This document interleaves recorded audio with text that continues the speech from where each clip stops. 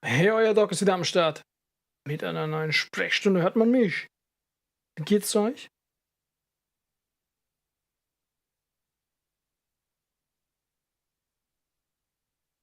Mein Stream auf dem Handy will nicht. Ich kann nicht kontrollieren.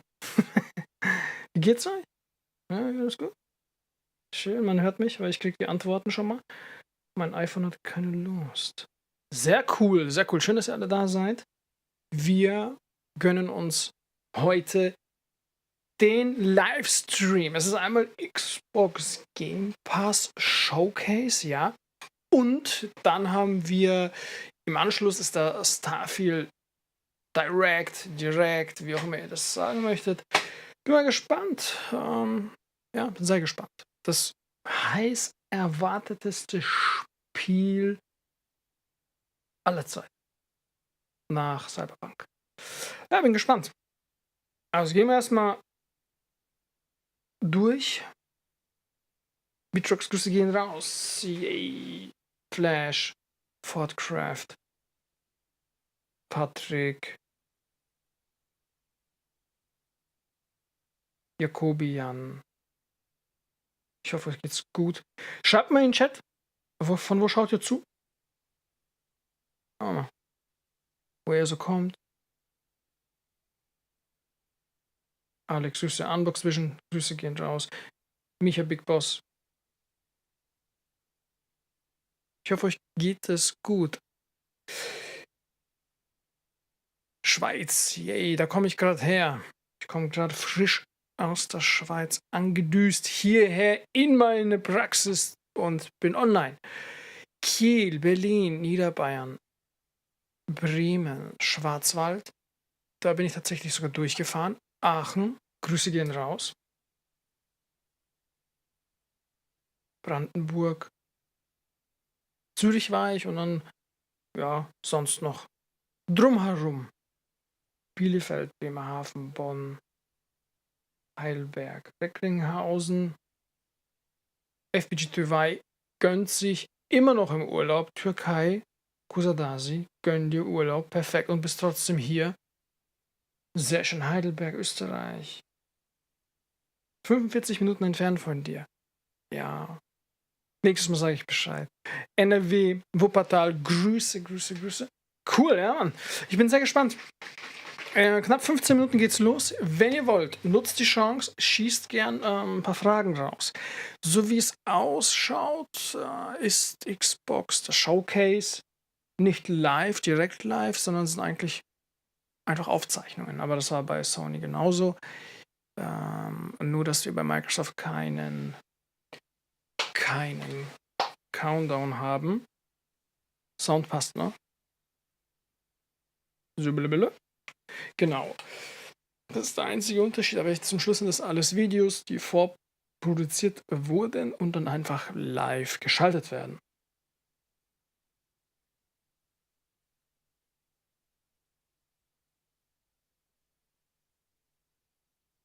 Echt, habe ich Sonnenbrand? Denkst du? Echt? Kann sein. Ich habe mich geschützt. Ich hatte Cappy an. Aber es kann natürlich sein, dass ich ein bisschen... Schon wieder Sonnenbrand. Hör auf, Mann. Das ist letztes Mal am Wochenende unterwegs gewesen. Und keine Cappy dabei gehabt. Und dann, keine Ahnung, halbe Stunde hat gereicht. Ich war komplett durch. Die Haut hat sich hier oben geschält, komplett. Also ganz gefährlich. Kommt neue Hardware. Flash, ich weiß es nicht. Sony hat eine neue Hardware gedroppt. Mal schauen, aber ich kann mir fast nicht vorstellen, dass Microsoft etwas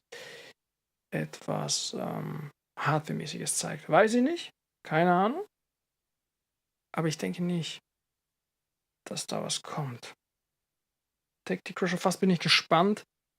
Ich bin komplett entspannt und lass mich überraschen.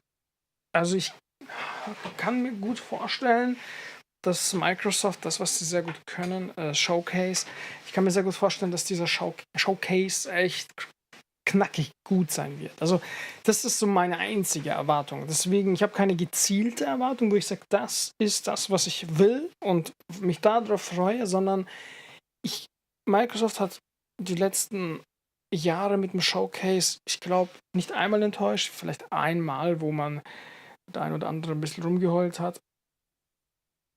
Aber ich denke,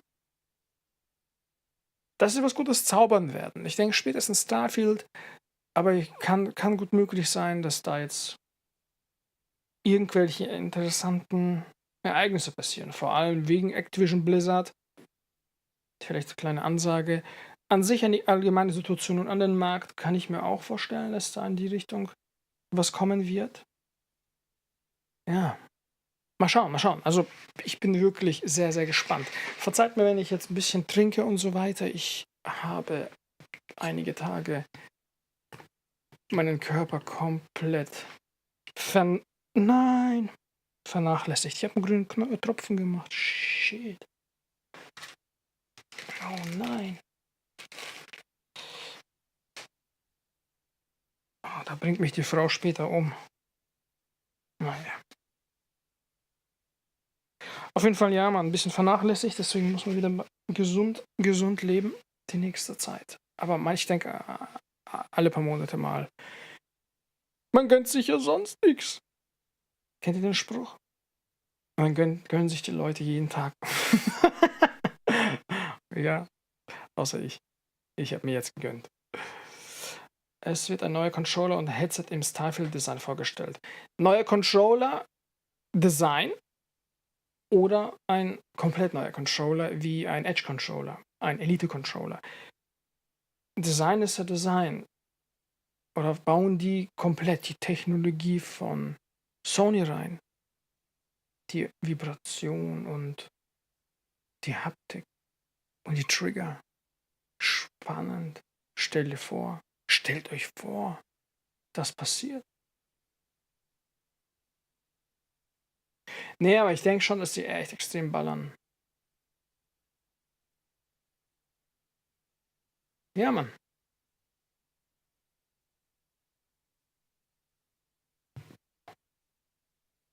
Gespannt. Und wie lange haben wir noch? Ein paar Minuten haben wir noch. Aber gerne Fragen, haut mal Fragen raus. Ich gehe mal da ein bisschen geh mal darauf ein. Jo.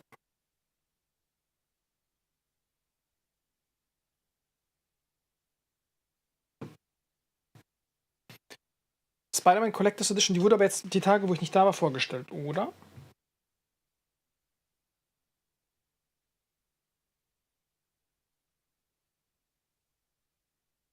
Schauen wir mal. Spider-Man Collectors Edition. Ich hab nur mitgekriegt, da gab es einen Trailer gestern auf dem Event irgendwie, so beiläufig.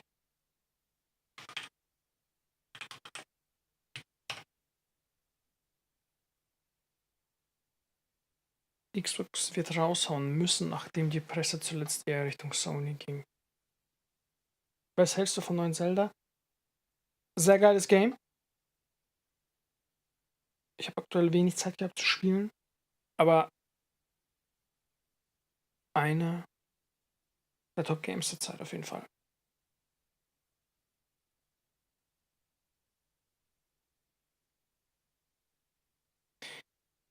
Wirst du ein Review über die Handheld-Konsole von der PlayStation 5 machen? Ja, auf jeden Fall. Was glaubst du, was heute so fertig vorgestellt wird? Ich habe keine Erwartung. Keine Erwartung. Und ich habe auch mich so wenig wie möglich damit auseinandergesetzt. Liegt einmal daran, dass ich nicht da war, ein paar Tage.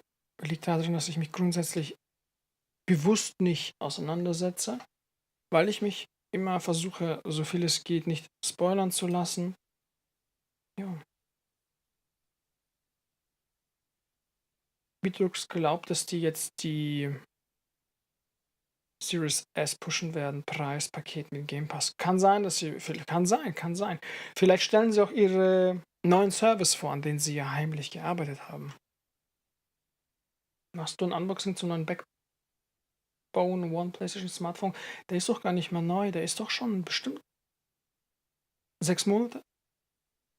Gute Alternative zum kommenden Project Q Handheld von PlayStation. Muss man mal gegeneinander, muss man ausprobieren, muss man testen. Aber das ist ja, hat die Razer und alle anderen ja auch schon für Game Pass gemacht. Mal schauen, ich bin gespannt. Forza Motorsport. The Real Freezer freut sich drauf. Soll ich meine 4 Wochen alte Xbox Series X verkaufen und mir eine PlayStation 5 holen? Warum? Wieso hast du sie gekauft? Was war dein Grund, sie zu kaufen? Und was ist jetzt der Grund, warum du sie nach 4 Wochen verkaufen möchtest? Was hat dich getrieben, 400? Was kosten die 400, 500 Euro für eine Konsole auszugeben, um nach 4 Wochen hier im Chat diese Frage zu stellen? Wie viel Geld besitzt du, dass du dir nach 4 Wochen die Frage stellst? Das sind Fragen, die ich mir stelle. Und wenn du sie mir beantwortest, kann ich vielleicht eine Einschätzung geben. Dann sitzen wir voll in der Therapiesitzung heute. Statt einer Reaction. Das ist nicht gut. Meine Hose hat einen grünen Punkt. Ihr habt schon Angstschweiß. Junge. Das wird knallhart, ey. Kommen wir mal zur Collectors Edition. Die haben Steelbook. Schön, okay, aha. Full Digital PS5 Game, okay. Und eine 19-Inch Collectors Edition Statue. Und Included Pre-Order Bonus 2 Kleidungsskins Digital Deluxe Content. Die Frage ist, was wollen die 48 cm große Figur?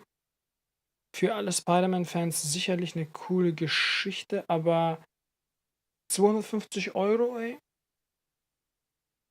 ist weniger wie 300 € von Harry Potter, was auch jetzt im ersten Moment wow war. Ja, auch cool bestimmt. Ja, für Spidey-Fans bestimmt eine coole Geschichte, ja. Denkst du, es kommt was von Bethesda? Kann sein, dass die sich nur auf Starfield Direct konzentrieren im Anschluss. Müssen wir beobachten. Geht gleich los. Spielst du offline auch mit VR? Wenn ich zocke, dann zocke ich aktuell entweder mit euch im Stream oder wenn ich halt Sachen teste. Ja, aktuell so wenig. Weißt du, ich habe 3 Kinder, Mann, und das sind dann auch noch 3 Jungs, ja. Das heißt, ich muss da einfach dranbleiben. An den Kindern. Dann habe ich hier die Firma, Mitarbeiter, muss ich auch dranbleiben. Und irgendwann hat man noch Zeit für sich, auch wenn es aktuell nicht so oft ist. Und dann wird gezockt. Und aktuell spielen wir Diablo, weil Blizzard, I love Blizzard, Alter. Habe ich aber schon 1000-mal gesagt. Und deswegen, nein, keine VR offline. Die liegt im Karton und wartet, bis sie wieder mal benutzt wird. Das ist die Wahrheit. Nichts als die Wahrheit. Und jetzt schreibt mir mal, die jetzt neu dazugestoßen sind, egal ob auf Twitch oder auf YouTube. Woher kommt ihr? Wir letzten paar Minuten laufen. Elite 3 Controller wäre auch nice, und wenn er kommen sollte, welche Sachen wünschst du dir für eine Elite? Ich denke nicht, dass er kommt, weil sonst hätte ich es mitbekommen. Ja. Was wollen die verbessern? Der ist gut genug. Der ist so gut, wie er kann. Du kannst nicht mehr viel verbessern. Er ist gut. Vielleicht noch am Gewicht arbeiten. Vielleicht auch noch ein bisschen Haptik reinmachen und dann schauen wir mal.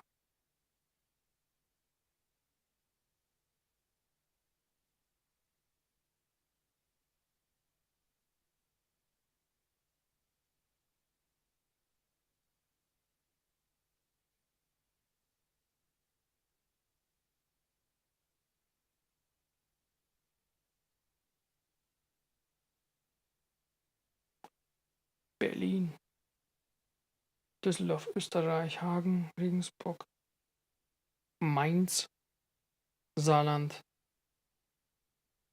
Bayern, Kiel, Allgäu, Stuttgart. Grüße gehen raus. Wie sieht es mit der Capcom Showcase aus um 1 Uhr? Da kommt doch auch ein neuer Titel, oder? Da werde ich schlafen wahrscheinlich. Ja. Da wird mein Schlafrhythmus hat gelitten, und da um 1 Uhr. Morgen wache ich auf, schaue es mir an. Und wenn es geil war, kann man immer noch nachliefern.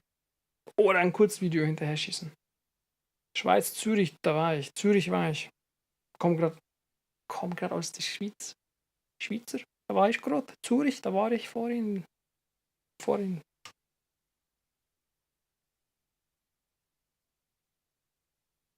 GTA 6, nee, glaube ich nicht, dass die was rausballern. Österreich, Augsburg, Limburg, Chemnitz. Patrick, Grüße gehen raus. Ja, Mann, Goku auch wieder am Start. Und wie weit sind wir? 5 Minuten noch, meine lieben Patienten. 5 Minuten noch.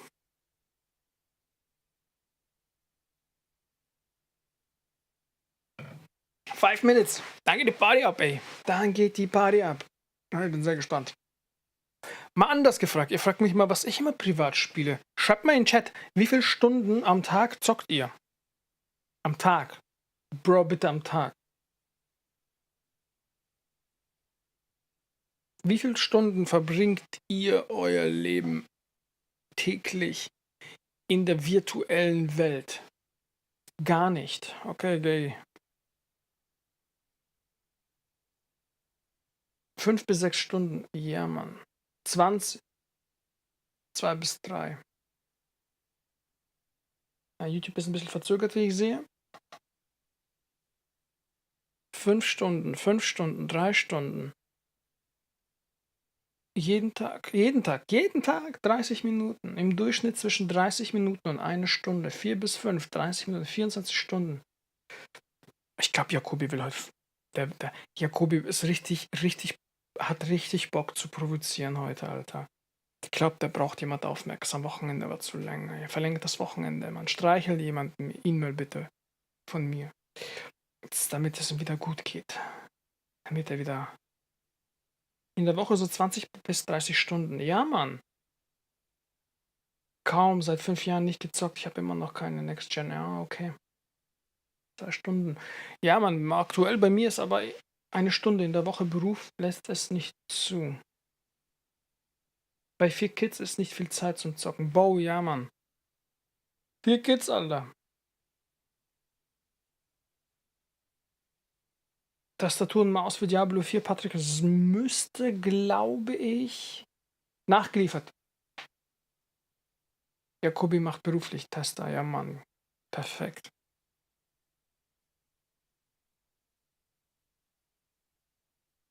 Sehr geil.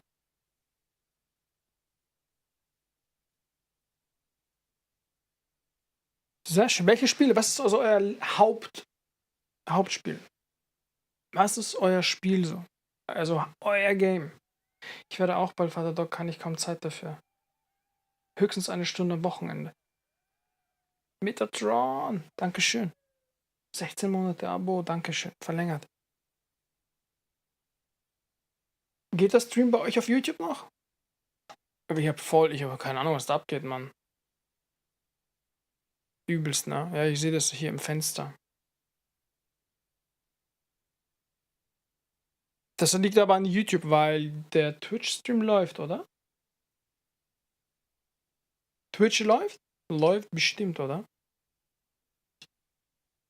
Muss laufen. Ja, lag an Twitch. Ja, auf jeden Fall. Was ist denn das hier? Ach, das Mikrofon. Vom Stream noch. Vom Diablo-Stream, mein Mikrofon. Hab schon gedacht, was steht denn da im Bild? Und geht's los? In 2 Minuten geht es los. Ich zock meistens Warzone.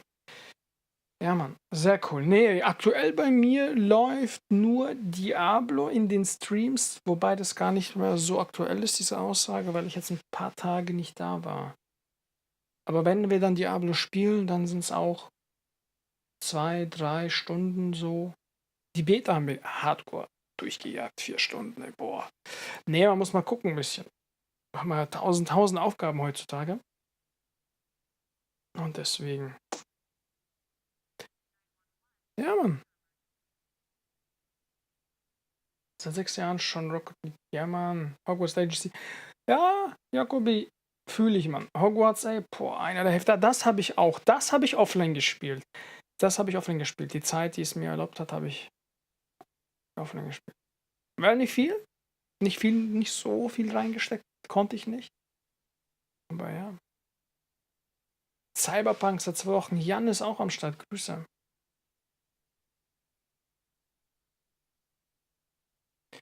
Mein Lieblingsspiel von damals. Boah, ich hatte viele.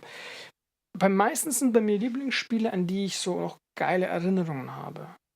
Und da waren schon viele Momente. Viele Momente.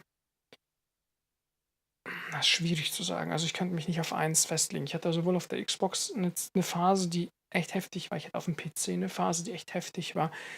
Super Nintendo hatte ich heftige Phase. PlayStation hatte ich auch echt heftige Phasen. Ne? Es war bei mir so phasenweise. Ja, das waren so Phasen. Die einzige Zeit, wo bei mir, 18 Uhr, Stream geht los, war die Phase mit Nintendo DS und sowas, ja. Diese Zeit ging ein bisschen an mir vorbei.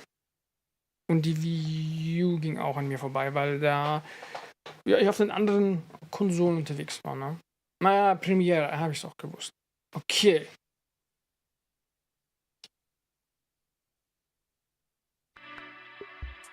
Habt ihr den Sound?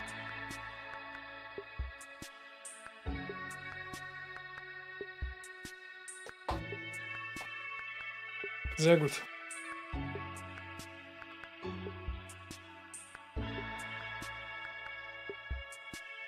Ja, Mann. Aber ich hoffe, ihr hattet ein gutes... Hattet ihr Urlaub? Ich hoffe, ihr hattet einen guten Urlaub und an sich auch ein geiles Wochenende. Hoffentlich habt ihr es genossen. Jetzt stürzen wir uns in den Stream. 2 Stunden Real Talk mit Microsoft. Also ich gucke immer wieder den Stream. Sowohl Twitch-Chat als auch YouTube-Chat immer wieder so im Augenwinkel. Wenn was ist, gerne schreiben. Wir voten wieder. 1 geil. Oh, ab 18. 2 nicht gut, okay? Also Voting. 1, wenn es euch gefällt. 2, wenn nicht gut. Ihr dürft spammen. Ab jetzt dürft ihr spammen. Ich erlaube euch. Oh, we're finally doing this, are we? Because I was going to make a sandwich. Ist das im Spiel? Oder ist es bei mir? Arabisch. Okay. Gönn dir. Let's do it. What do I think about heroes? Well, we've all seen them, haven't we? Swarming about the place. Ich glaube, ich weiß, was das With their ist. disproportionately high cheekbones and comically massive weapons. Wanker. Roughing up bandits, because they like to rough up bandits, don't they? Fabel, denkst du? Ich denke With auch. the common folk every single night. On a day-to-day basis, I'd say the true hero is me, someone who's breaking new ground with fruit, with veg, on the agricultural side of things. Just look at them. Not wafting around mythical creatures. Kann sein, ich weiß es nicht. Kann mir schon vorstellen, dass die reinhauen. Wafters. Yeah, well done. You see, I'm not here to slay legendary beasts. I'm here to conquer the vegetable, not a euphemism. Let's face it, the age of heroes is over. This is the age of innovation. This, if you will, Okay, was is anderes. the age of death. One moment.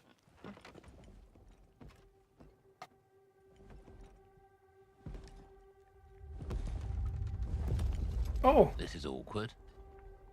Yeah.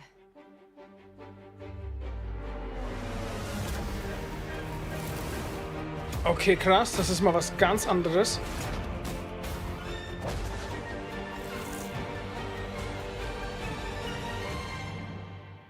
Oh, Der Mann. Uff. Ah, Fabel. Fable natürlich. Fabel, Deutsch, weiß schon. Eingedeutscht kurz. Oh, ich glaube, die Brille ist down. Haben die uns mal... Also, 1 oder 2? 1 oder 2? Also, hat es euch gefallen? Freut ihr euch drauf? 1 in Chat, 2, wenn es euch nicht gefällt. Weltpremiere.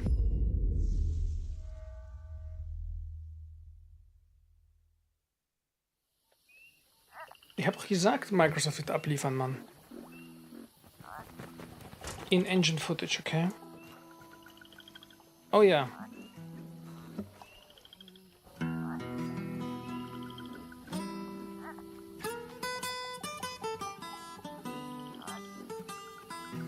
So viele Einser, ja, okay, cool. Ich bin auch gespannt. Death don't have no mercy in this land.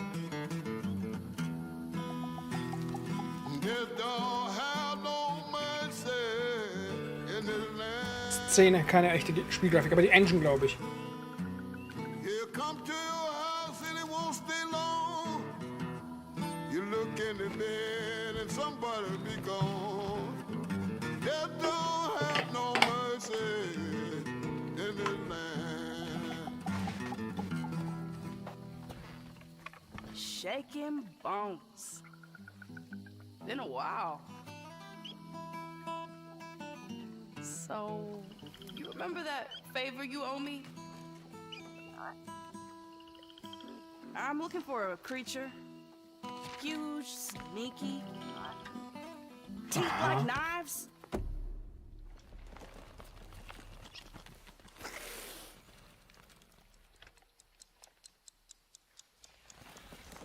No? Well, hey, how about you guys? No? Bis jetzt 1 oder 2, was denkt ihr? Erster Eindruck? Not helpful.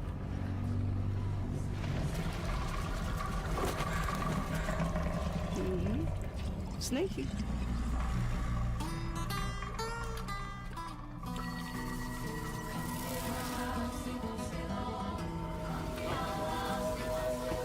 Well, they come to your house and it won't stay long. Well, you look in the bed and somebody'll be gone. South of Midnight. Aha. Aber es war nicht so viel Aussagen. Also nicht viel ausgesagt.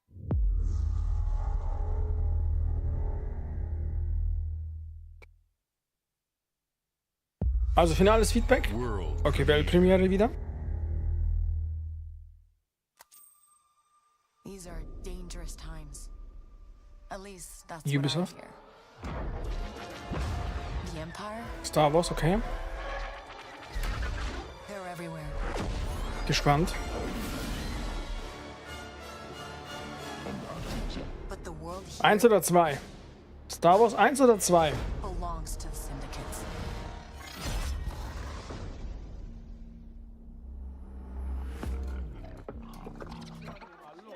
If I want to survive, I have to play their game.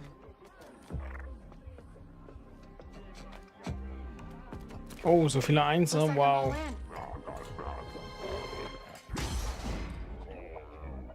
She's in here somewhere. On second thought, I'm out.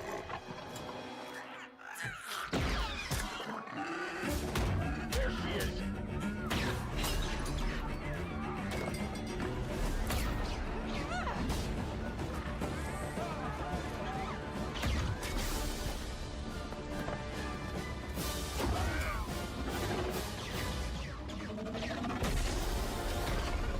I've been held back my whole life.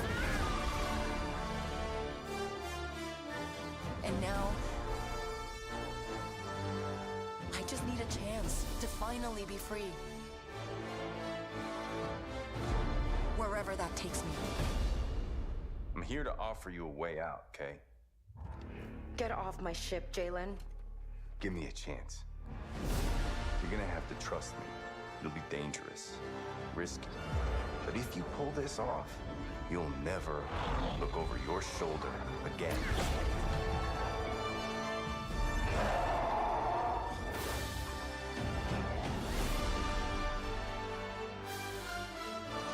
Also bis jetzt die Meatrox, ne? Ohne Mist. Die liefern echt heftig ab. But it's a big galaxy out there. And I'm gonna risk it all. Also 1 oder 2 bis jetzt. Geil oder nicht so geil? Star Wars Outlaws. Aha, 24, okay.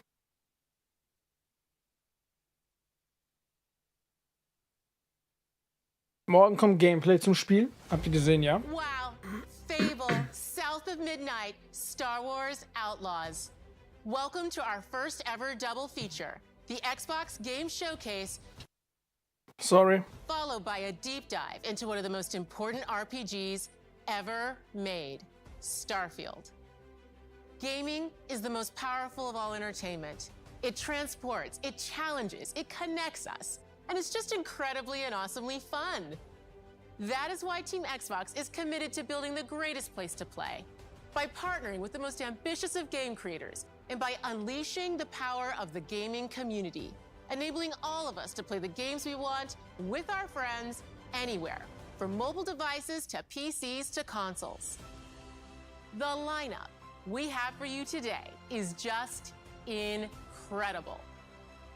These are the works of the very greatest creative teams from around the world. We made this show for you, the largest, most engaged, and globally diverse fan base in Xbox history. Alter Xbox. Die wissen, wie die reden müssen. Ey, Wahnsinn. Of Xbox. Your passion drives us, and you are the inspiration for the visionaries whose games we showcase today. From me and all of the team at Xbox, thank you. This next game is from Thunder Lotus, the award-winning studio behind Spiritfarer, who've gone back to their combat roots with an amazing co-op raid-focused action game that is uniquely theirs.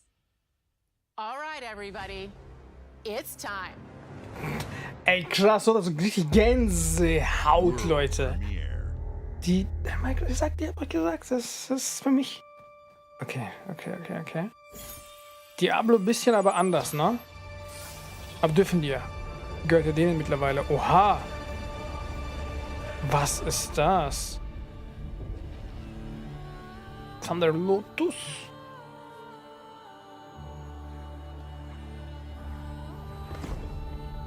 Aha. Krass, das ist krass. Mach mal 1 bis, was gefällt? 1 oder 2? Wäre grundsätzlich, ja? Oha.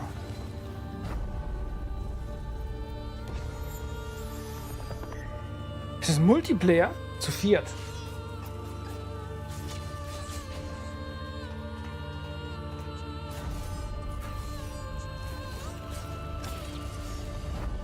...33 Player Koop. Leute, komm.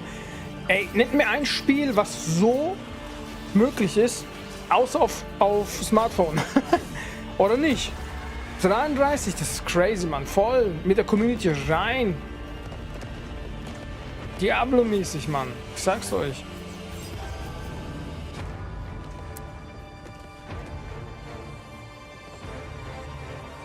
Ich find's krass. Etwas, was so noch nicht da gewesen ist.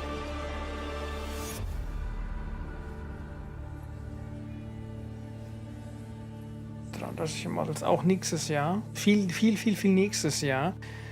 Kann auch der Grund sein, warum hier so die Gerüchte sagen, dass Sony zuerst eine Pro bringen wird und Microsoft erst später.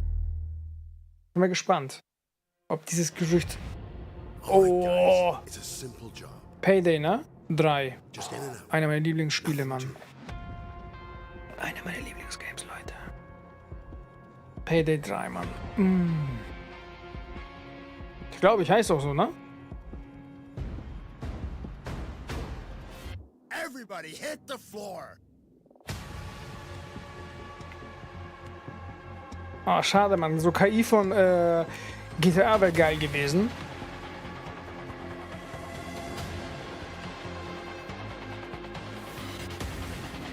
Also, gib mal Chat 1 oder 2. Aha. Das ist aber... Payday war damals richtig geil. Hoffentlich können sie an ihren Hype anknüpfen. Hat mir damals sehr viel Spaß gemacht.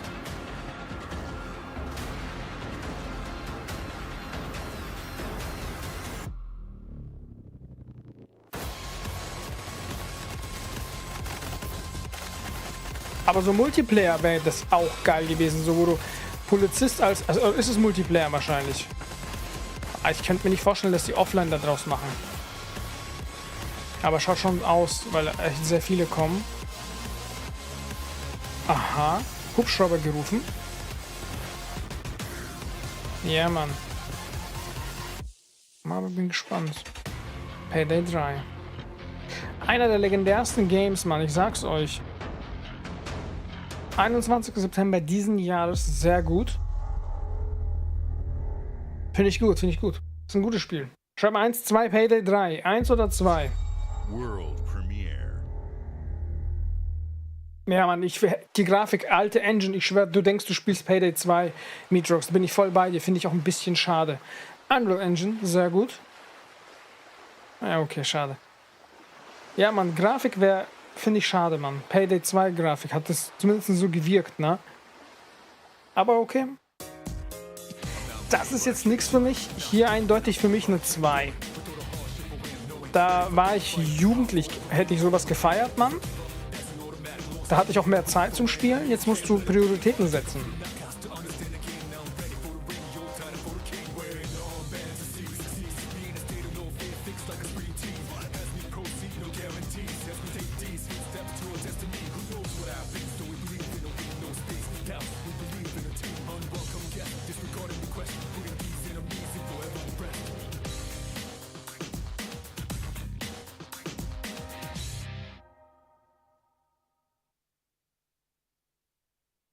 Mehr nichts für mich persönlich.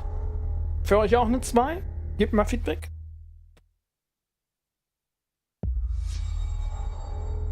Xbox Game Studios. Oh, exklusives Spiel. Exklusiv. In-Game Footage and Cinematic. Oder? Bisschen so Assassin's Creed Vibes.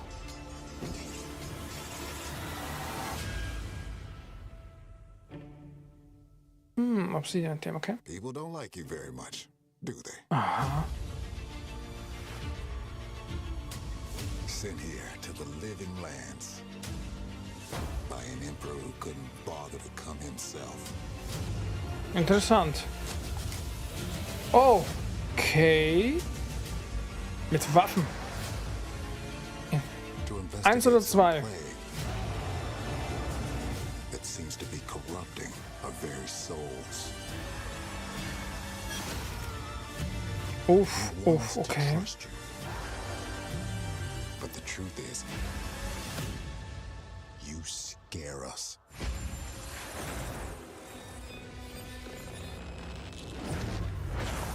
Okay, mit Fähigkeit und Waffen. Was ganz anders.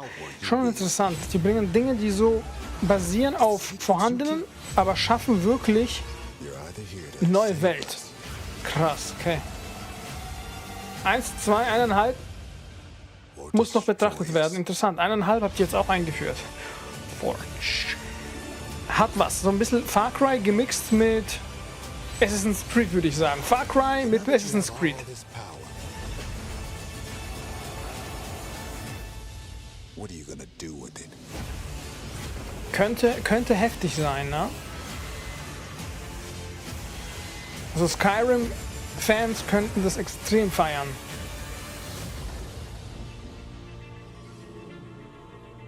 Erwogt. Auch nächstes Jahr. Ich sag dir, irgendwie, ja gut. Nächstes Jahr, viel nächstes Jahr. Oh Mann, ey. Das ist nicht gut, ey. Aber mal schauen, mal gucken.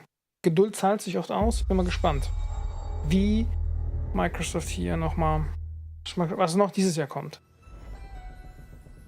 Rare, okay. Okay. Ah ja. Teil. In-Engine Footage. 1 oder 2? An alle Xboxler, die das Game gesuchtet haben. 1 oder 2? 1 für geil, 2 für Fail. Hier fies. Welcome to the Scum Bar, the most notorious tavern on Melee Island. 1er, okay, geil. Rogues and scoundrels. Sehr geil. So tell me, which ship is right for you? A big ship? A luxury ship? A ship with just a splash of je ne sais quoi? The legend of Monkey Island. Kommt noch. You mean Governor Guybrush. But Threepwood's not set foot out of that mansion for almost a year. Hey, what do you think you're doing? I told you no autographs. So I see you have a meeting. Wer hat denn normal gespielt? It's not every day that you get to meet the mighty pirate Guybrush Threepwood, the legend of Monkey Island. Oh ja. Monkey Island. Turn the memories of this island into a prison for Guybrush. Well, well. What do we have here? You need these. Things may be very different from the sea of thieves you know.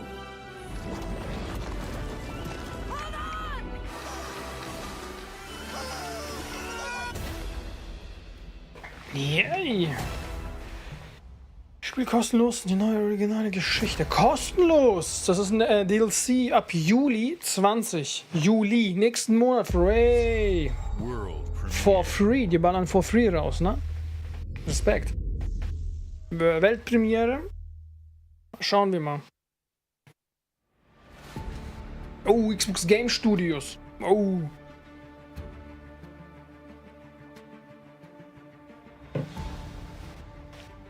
The next generation of Microsoft Flugsimulator. Next Generation. Aha. Brandbekämpfung aus der Luft. Das ist spannend. Oh, Rettung. Krass. Hubschrauber. Oh, das ist cool, Mann. Suchen und retten. 1 oder 2 bis jetzt. Gib mal Feedback. Das ist krass. Das ist echt gut. Das ist richtig gut. Potenzial. Das hat Potenzial. Ich sag's euch. Das ist ein anderes Level, Mann. Ganz anderes Level.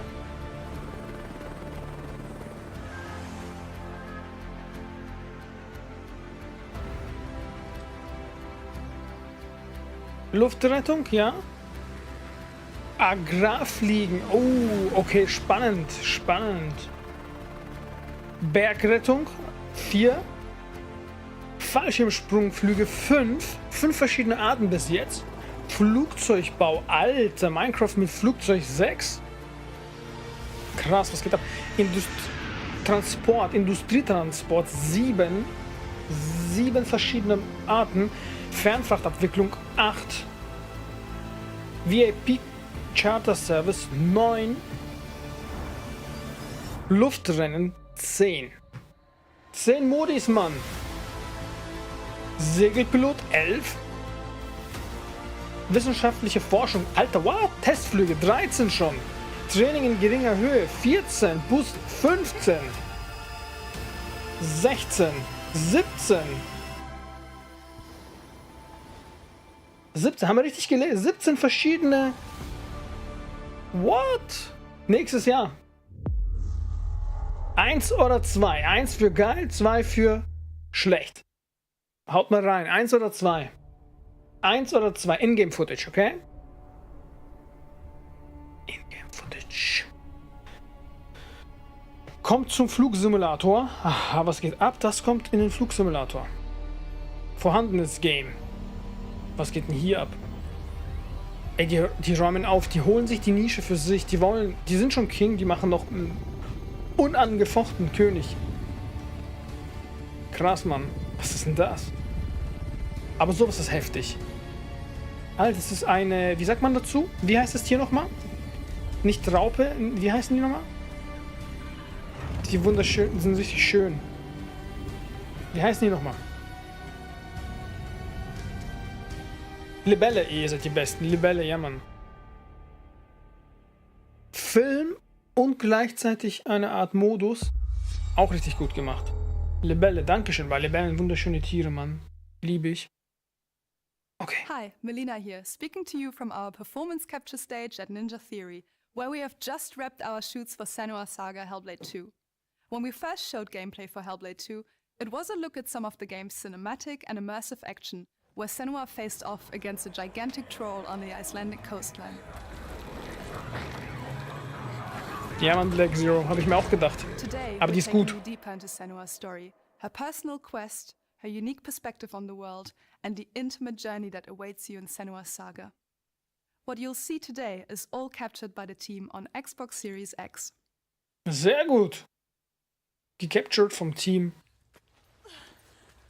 Ich bin gespannt. Also ich sag ja bis jetzt, die haben nur abgeliefert. Die haben nur abgeliefert. Minecraft, das war mir klar.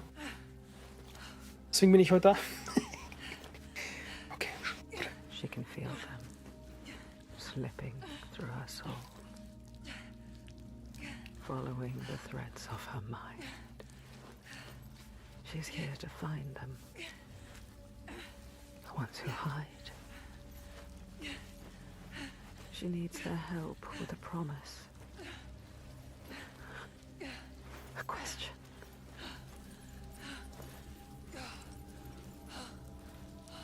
Wahnsinn, Mann. Ich fühle jetzt schon. Never so simple.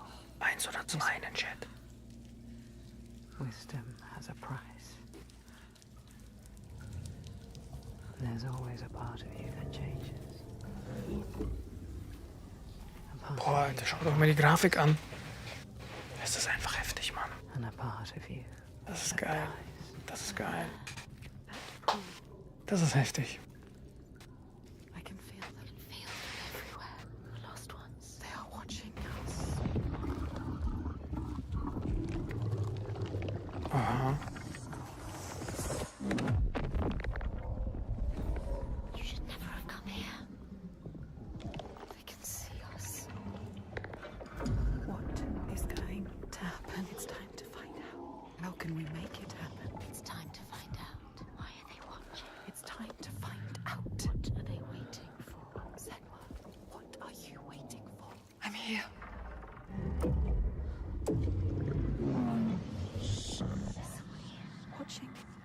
more than one.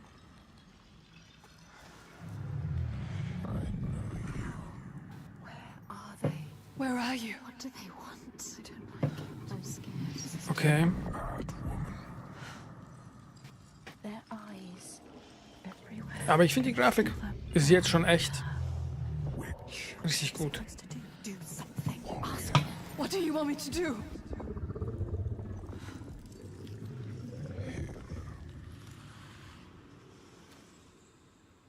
Our soul fought through hell to find us. You were lost. Not anymore. Are you ready for what you will find here? Der erste Teil ging ja schon mal richtig heftig, ne? What if it's all for nothing? What is that? They are waiting. It's them. It's you. What will they do to her? What will we do to us? Touch it.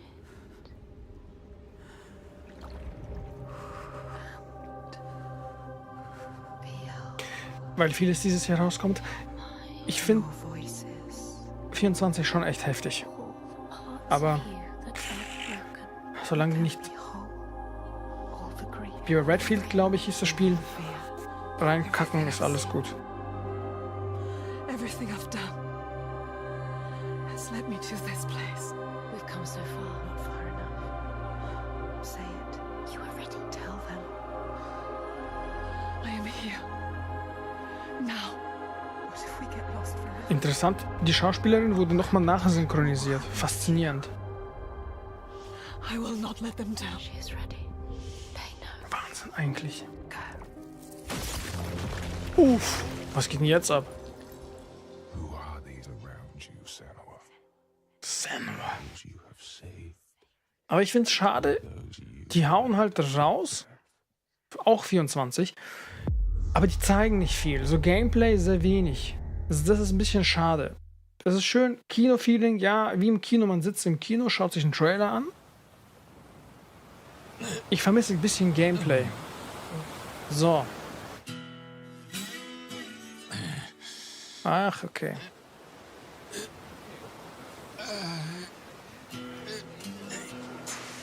Eins oder zwei? Hellblade 2. 1 oder 2? Haut mal in den Chat rein. Wie hat es euch gefallen bis jetzt? Man hat jetzt nicht viel gesehen, er ist nackig. Gönn dir. Ja, natürlich. Gleich kommt die Polizei. 1 oder 2 in Chat. 1 steht für geil, 2 für nicht. Go, go, go. 1 oder 2. Haut raus. Eure Meinung. 1, Hellblade. Wow. Wow. Ja, die gönnt sich Ausblick. Okay, doch nicht. So klein, dass sie kurz gebraucht hat. Mann, was ist los mit dir? Bruder? Wie findet ihr bis jetzt den Stream? 1 oder 2? Also Showcase natürlich.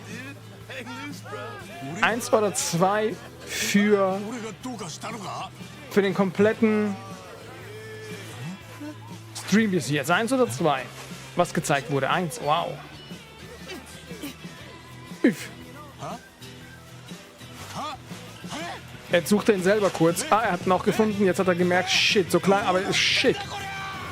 Oha. 1 oder 2? 1. Viele, oh, gemischt. Gemischt. Gemischt, interessant.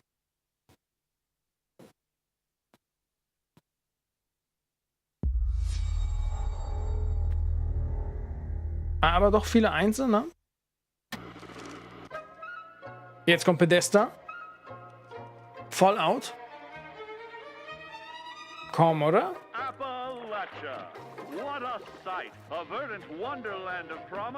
Kein Gameplay, Techie Crush. Mann, bin ich bei dir, Mann. Ist voll schade. Schade.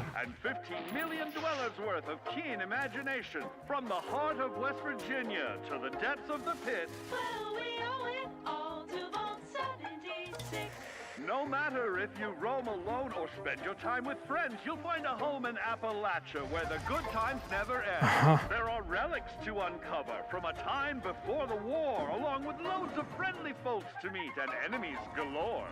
Our world is always changing. Greater foes are overthrown as we embark on expeditions into thrilling new unknowns. Yes, from Appalachian settlements to Nuka World on tour. Ich finde es auch schade, dass wir so Gameplay nicht direkt haben, ne? Well, how about this? Pack your bags for an escape of Epicurean bliss. Put your rad shield on and fix your hair up pretty because we're headed for the boardwalk of Atlantic City. Chromein, Dankeschön. So there you have it. Now you know. There's a million ways to make the wasteland your waste home. And when you hear adventure calling, when you're looking for some kicks, answer the call of Vault. Answer the call of Vault. Answer the call of Vault 76. Beast Mode, vielen, vielen Dank. Hat Geschenkabo rausgehauen. Jetzt sehe ich es. Also ich sehe das gerade schlecht. Dankeschön. Also das war jetzt nichts sagend. Das war leider ein bisschen low. Du bist verrückt. 1, 2, 3, 4, 5. Beast Mode schon wieder 5 Abos verschenkt, Mann. Auf Twitch. Dankeschön, Alter. Ich sehe das jetzt erst.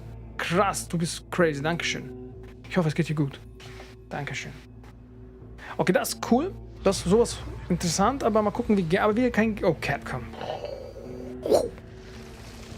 Oha. Ja, man, wir holen jetzt natürlich auch die ganzen Capcom-japanischen Gamer auch natürlich ab. Was auch sehr sinnvoll ist. Denn die ja jahrelang immer auf Sony...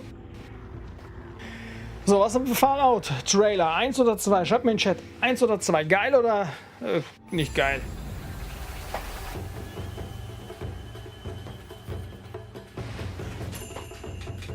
Oh ja. Das ist cool, ey. Oha. Warum ruckelst du? Sind wir das oder ist es der Stream?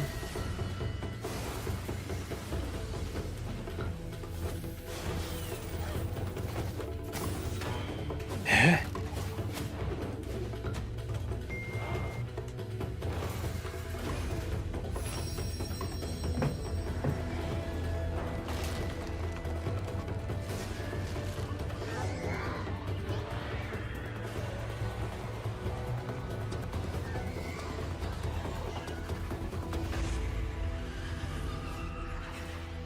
Für Fallout, ja, Mann. Okay, verstehe ich.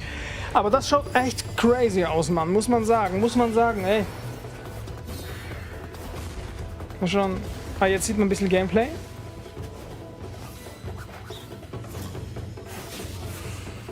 Der zaubert so interessant. Ich kann es noch nicht ganz zuordnen. Wie findet ihr das Spiel so? 1 oder 2? 1 für geil, 2 für nicht so. Das war komisch. Keine Ahnung, weiß ich noch nicht. Die haben getanzt. Re-Engine, ja gut, das ist die Capcom Engine. Resident Evil Engine halt, also, hat ja halt mit Resident Evil nichts zu tun, aber die gleiche Engine, die Resident Evil benutzt, aber ja, okay.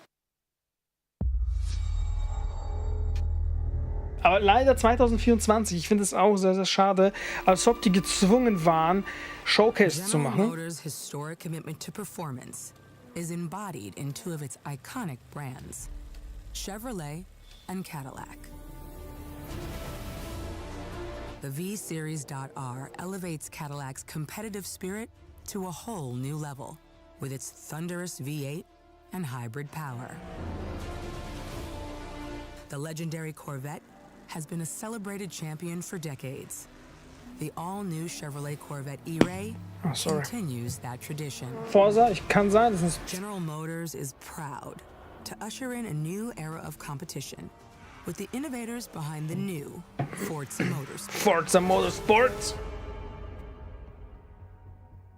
Forza Motorsport and General Forza Motors, geht ab. pairing their strengths in technical excellence and sophisticated modern design to take bold steps into the future and bring that experience to gamers.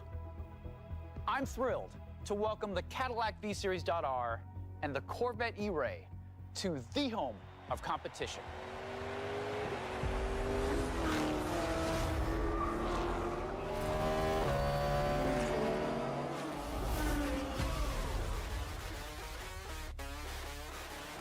Eins oder 2 für Forza? I know you're ready. 1 für geil, 2 für Flop. 1 oder 2? Chevrolet Edition. Bumblebee Edition. Transformers. Oh, viele Einser. Sehr geil. 1, wow. Wow. Wow, wow, wow. Sehr viele Einser. Okay.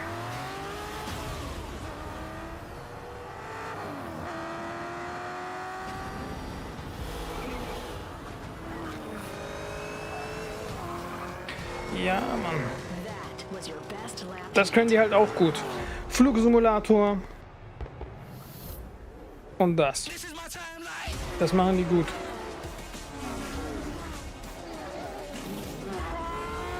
Das ist crazy, Mann.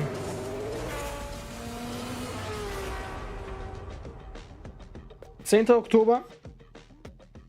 Einer der wenigen Games, die dieses Jahr erscheint.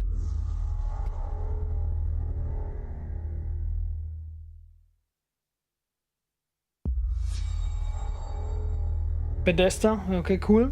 Das finde ich gut, dass Bethesda auch immer wieder so mal reinjoint. In-Game-Footage und Cinematics.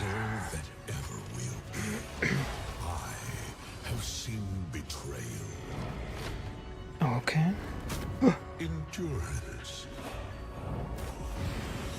Das ist Skyrim oder was?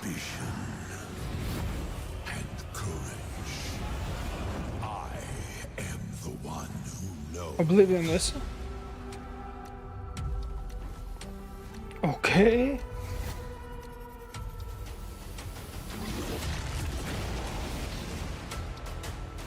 Denkst du Dragon Age? Erinnert mich gerade alles an dieses Spiel. Das ist ein bisschen zu...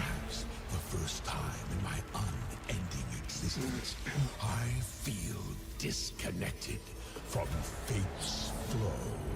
Unseen forces move against me, hungry for forbidden knowledge. A mystery long kept hidden. A secret that threatens to unravel reality itself.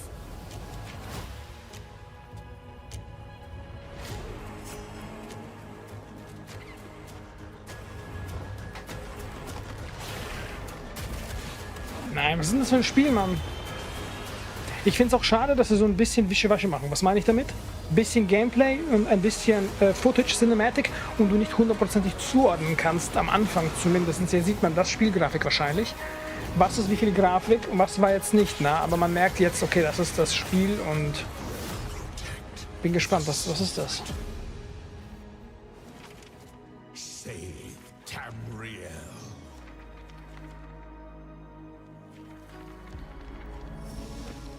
Denkst du? Nein. The Elder Scrolls Online Necrom, Shadow of Morrowind, Juni 20. Ich war sehr nah dran. Interessant. Overwatch. Story-Modus, hab mal. They've taken over most of the city and they're rounding up Omnics. They need our help. Diesen August. Winston. Es gibt frisches Blut im Team. Also, The Elder Scrolls 1 oder 2? Was sagt ihr? Feedback, rückwirkend, hab vergessen. 1 oder 2? The Elder Scrolls Online.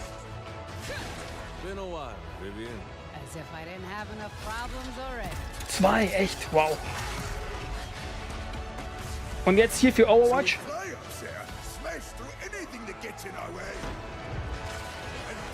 Hä? Das ist doch Overwatch League of Legends, oder nicht? Oha. 2. Boah, was geht mit euch ab? New ways to play. Flashpoint Game Mode. Flashpoint Game Mode. Was ist das? Hero Mastery. Coup Event. 1 oder 2 für Overwatch neue Modis.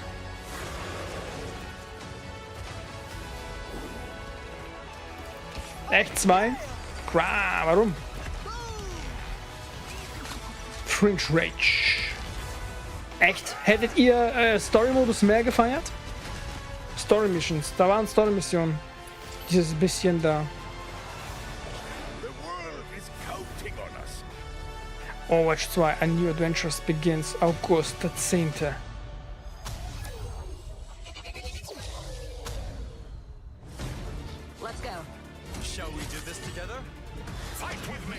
Aber da waren nur Xbox jetzt, ne? Kein PC und keine... Weiß nicht. Komisch. Aber ich glaube, Unlock with Game Pass Ultimate. Game Pass Content. World Premiere.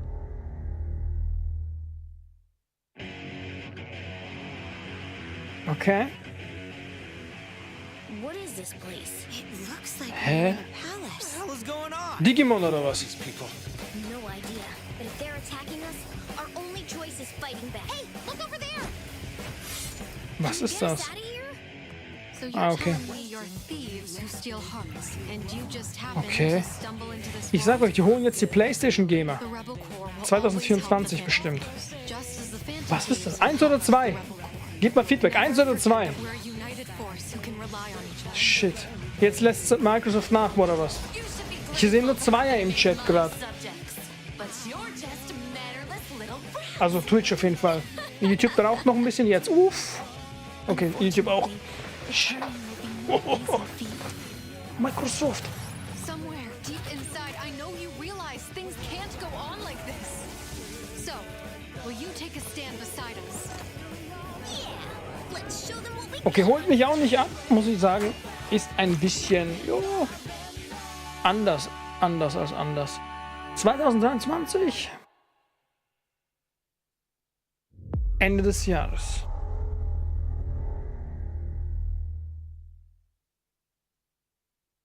Sagt mir nichts, das Spiel. Tut mir leid, wenn ich jemand auf dem... Aber sagt mir nichts. In-Game Footage. Was bist du? Starfield? Humanity has always hunted for knowledge. Starfield Trailer raus. Nochmal so. The wonder is not that the field of stars is so vast, but that we have measured it.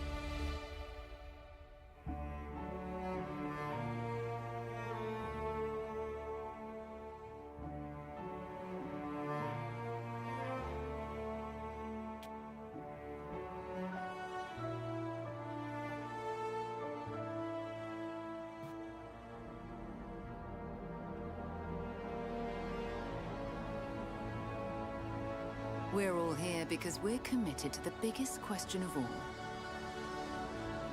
Also auf dieses Spiel bin ich sehr gespannt.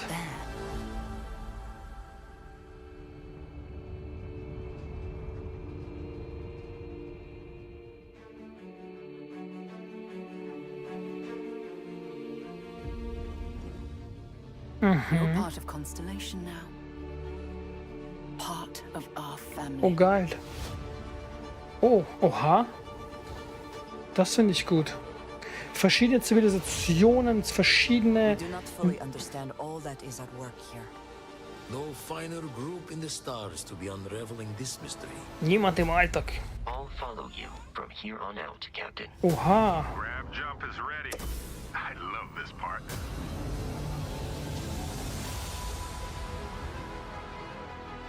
These artifacts could be everything we've been looking for.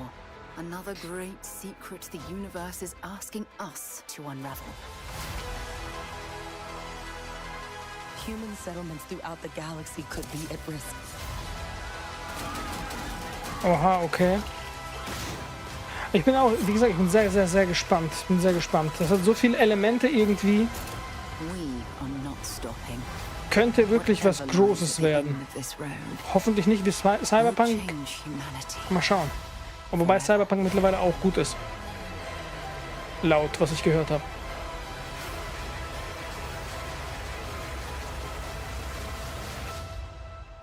This is where we belong.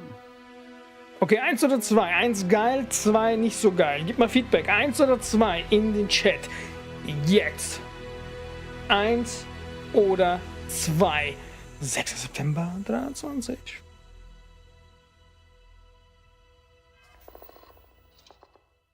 Danach kommt Starfield Direct.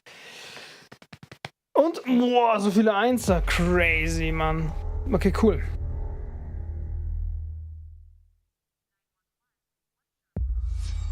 World Premiere.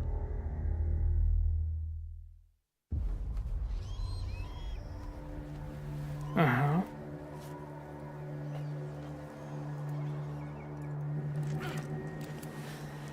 Okay, Grafik ganz anders. In-Engine. Die machen mir zu viel In-Engine-Footage, Mann. Ich hab Angst. Nur In-Engine. Ey, Leute, was geht? Das geht nicht. Nein. Ich find's schade, aber weißt du warum? Ich sag euch warum. Die sind noch weit entfernt vom Release.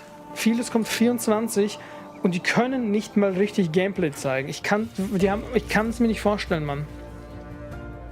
Ja, das ist der einzige Grund, warum ich vermute, warum nur Engine-Footage gezeigt wird. Das schaut aber cool aus, gefällt mir. Aber trotzdem schade, Mann. Du weißt nicht, wie das später wird, ne? Ja, Mann, Take the Crush, genau, Mann. Die sind noch nicht fertig.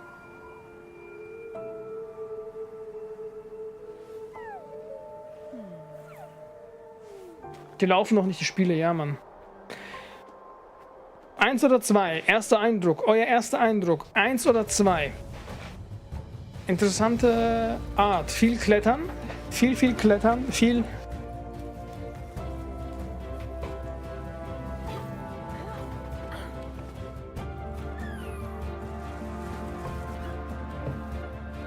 Hä? Okay. Oh, gemischt. 1 und 2er. Okay.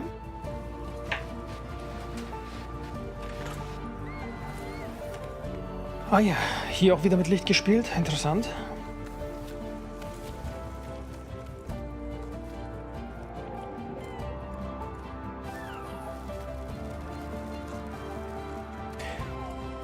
Aber ich merke, Microsoft kommt langsam so mit Spielen, die ähnlich sind, die wir aus der Vergangenheit ja auch schon kannten.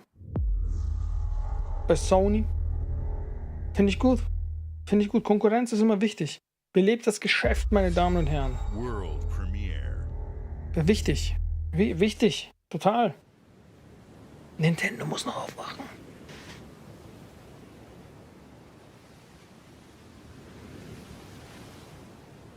Ah, echt so. Also ich finde, ein paar Knaller war's. Okay.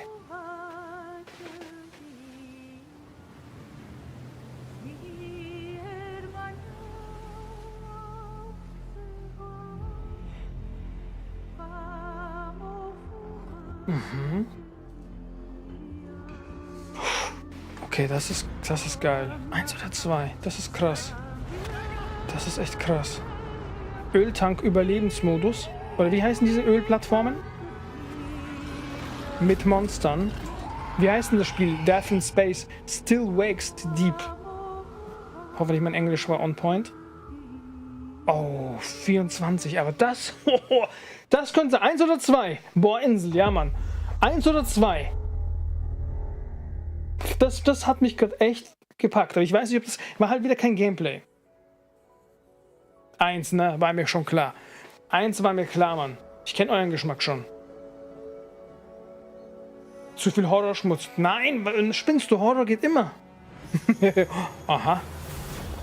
Ah ja, okay. Das ist jetzt wieder, wo ich sage, cool bestimmt. Gibt es eine Community? Ja. Ich bin da raus. Das ist die Zelda-Version von Microsoft. Also zumindest, oder von dem Entwickler, wer auch immer das jetzt war. Ich habe nicht aufgepasst. 1 oder 2 zu so einem Spiel.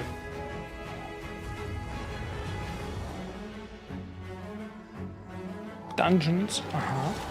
2, echt? Okay, so... Oha. Ihr habt geurteilt. Wow. 2. Dungeons of Hinterberg. Alles klar. Keine Ahnung, keine Ahnung. 24, aber trotzdem... Keine Ahnung. Aber alles kommt halt Game Pass. Das ist halt auch crazy, ne? Oh.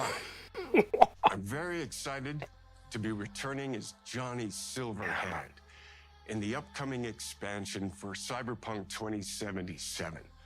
Phantom Liberty. Oh, 1 oder This 2? new adventure reunites Johnny and V on a dangerous spy mission and introduces Idris Elba as Secret Agent Solomon Reed. It's really amazing to share the screen with you, Idris. It's cool to be a part of this game with you, man. As a player, you'll get to visit Dogtown, an unexplored part of Night City, and rescue the President of the new United States of America. Expect a massive expansion, twists, secrets, Die holen and jetzt nochmal plenty of zurück. stuff to do. I know the team at CD Projekt Red just keeps raising Ich the glaube, bar das when it könnte das comes to Spiel telling nochmal cinematic stories pushen. in video games. Vom Hype.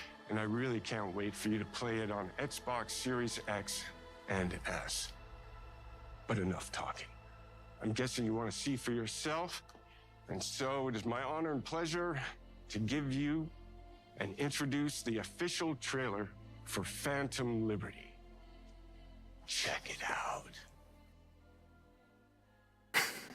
Ich liebe den PC Footage with Xbox Series X Quality Mode Settings. Okay. Johnny, I'm dying. There's nothing can stop that.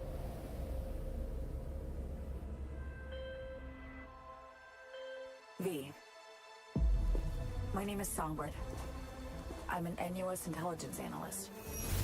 I know about the bomb ticking in your head. And I can Geil. save your life. Das könnte nochmal. What's the catch? I need you to get to Dogtown. Attention all Dogtown residents. The President managed to crash her Space Force One into our humble district. Man's got 1,001 reasons to want Myers as a hostage. Sleeper agents. Time to wake them up. So NUSA's tossing us back into the fray, huh? Stay sharp. We're in the wolf's den now. Get Myers out of there. Time to evac. Her safety is the top priority. Shit! They catch us out here, we're dead. Wait, hear that? God almighty! It's moving! Oh. Run! This way! Quick! Kurz Kino durchgespielt. Someone ratted us out. You know, V, treason ain't ever black and white. It's a charade, V. Wherever she goes, people get hurt. Bodies drop. Just want what Songbird promised me. The cure. Situation's changed. Need to know if you're with me. Illusion of freedom draws in the desperate. Pick your truth, V. Come on, got iron in your head. Gotta put it to someone's head.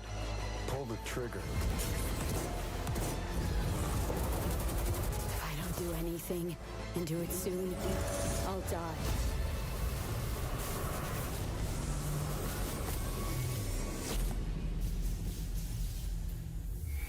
Eins oder 2 in Chat. 1 für geil, 2 für nicht geil. Okay, dauert noch ein paar Monate, aber ich bin sehr gespannt. 1 oder 2? Okay, Ingame-Footage, sehr gut. Ah. Oh, sehr viele Einser. Mittel. SimCity oder was ist das? Every Home.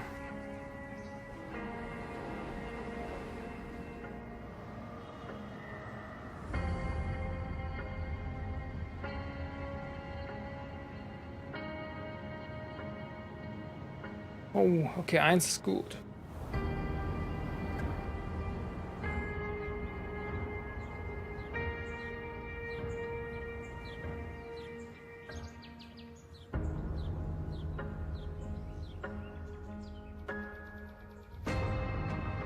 Ja, tatsächlich, okay.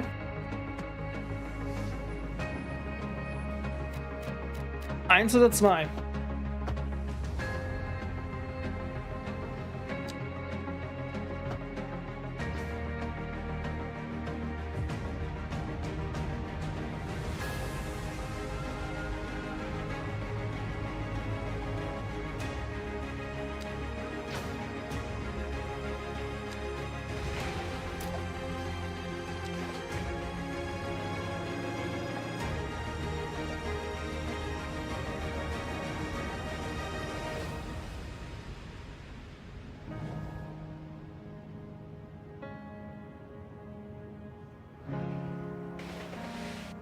Okay, viele 1 ein bisschen 2 dabei.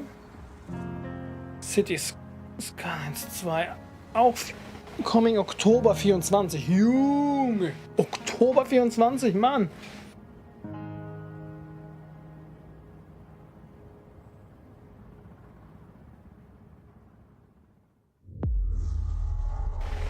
Ja, Mann. Okay, aber auch hier Game Pass Exclusive. Exclusive World Premiere. Okay, was kommt jetzt? Atlas.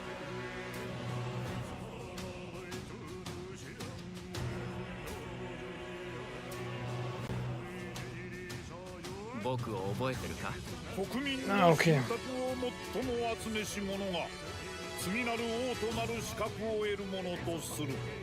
Achso, die meinen 24. Oktober. Oh, shit, okay. Das ist umgedreht, andere Welt. Scheiße. Okay, 24. Oktober. Ja, okay.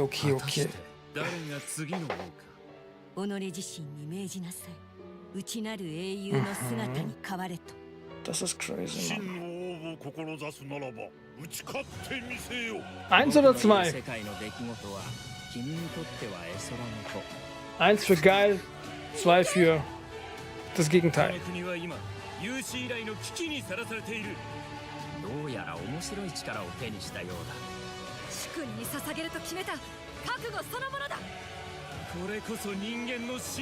Sehr viele 2, okay, euer Geschmack ist es nicht.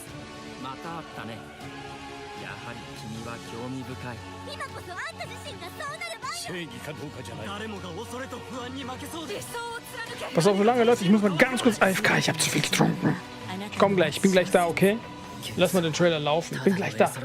Ich schaue nebenbei auch, warte ich, damit ich mitreden kann. Ich platze gleich.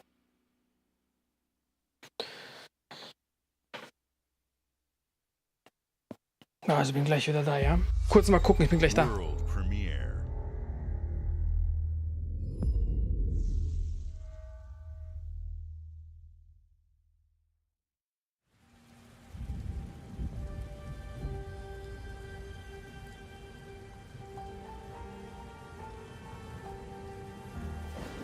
Humanity's cities have fallen.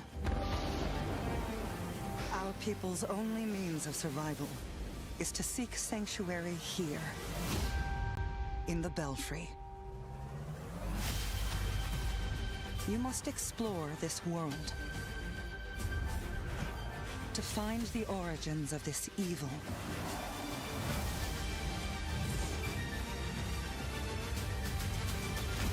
And bring hope back to our people.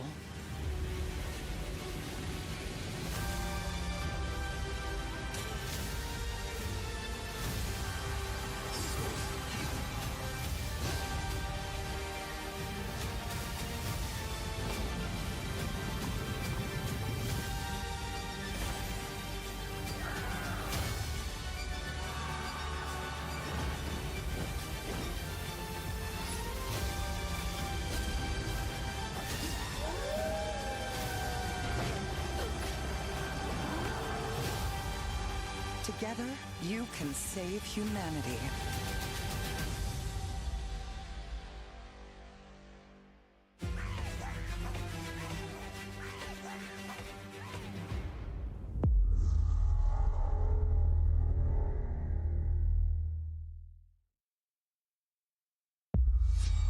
World premiere.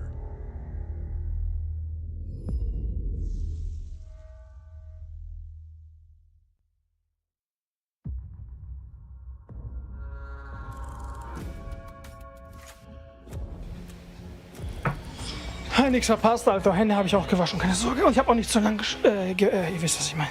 So, cool. Aha, ja. Was ist das? Aha, interessant. This city is a miracle of progress. A finely tuned, delicately. Aber das ist könnte gut werden. Sehr interessant, aber bin noch nicht ganz schlüssig, was das ist und was es wird. But But it only takes one rebellious little gear to ruin everything. Mikrokräntnerblase. If you resist my rule. Ah, das ist doch Dishonored-mäßig. Erinnert mich zumindest sehr dran. Our past. If you threaten what I have built, there is nowhere in space or time. Was? Aha. I will not destroy you. Okay, krass. Aber erinnert mich an Dishonored übelst.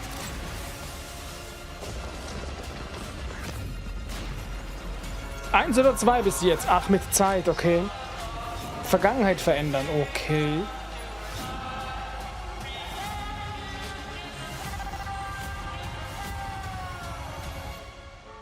Oh no. What did I do? Any last words before my friend puts one in your scalp? Clockwork Revolution. Ist aber was ganz Neues, oder? In kürzer erhältlich. 1 oder 2? 1 für geil, 2 für nicht so gut. Thank you all for joining us. Today is a special day for me and the team. I'm excited to see 11 games showcased from our first-party studios. We opened with Fable from Playground Games, which will bring the franchise into the modern era while staying true to its British style and humor. Compulsion and In Exile shared their first original experiences since joining Xbox with South of Midnight and Clockwork Revolution. And we are thrilled at how Avowed is shaping up for release next year from the RPG masters at Obsidian. In addition to Avowed, our studios will deliver Hellblade 2, an all-new Microsoft Flight Simulator, Towerborn, and more in 2024. Later this month, players can look forward to Elder Scrolls Online Necrom and Sea of Thieves Monkey Island. As we look to holiday, we will launch Starfield and Forza Motorsport, both built for Xbox nachdem vieles Series nächstes X, Jahr erst kommt. S, and PC. 1 oder We are 2 bis also jetzt. honored to share Für den ganzen 14 Stream. games today from our creative partners, like Star Wars Outlaws from Ubisoft Massive in collaboration with Lucasfilm Games, 33 Immortals from Thunder Lotus, Kunitsu Gami, Path of the Goddess from Capcom, and more Persona games coming to Game Pass thanks to our continued partnership with Sega Atlas.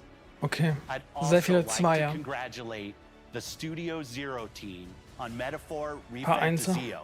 It's great to be able to premiere what is next from the creators of Persona here in our showcase. Also die ersten Spiele, die ihr gesagt habt, waren exklusiv, der Rest ist alles Partner. Kommt also alles auch auf die PlayStation. Everything we do.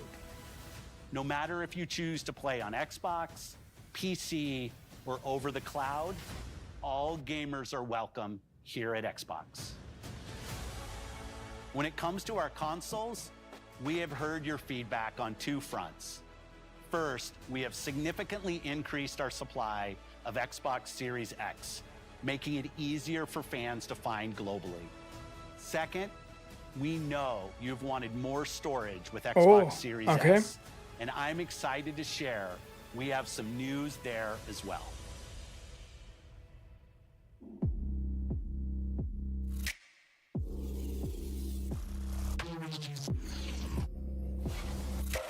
Oh nein, eine schwarze? S? Okay, Xbox Series S in schwarz. Ist gut. Wow. Mit 1 Terabyte. Doch Hardware.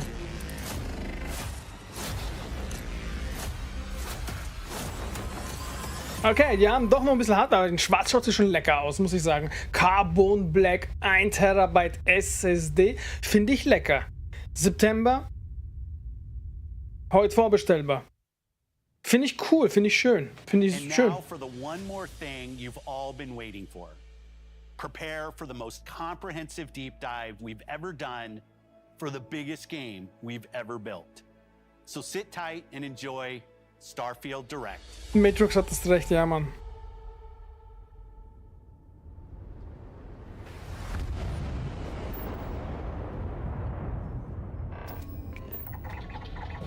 Was kostet die jetzt?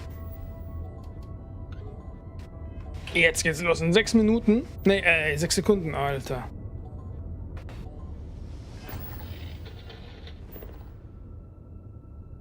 $350 oder Dollar? Was jetzt?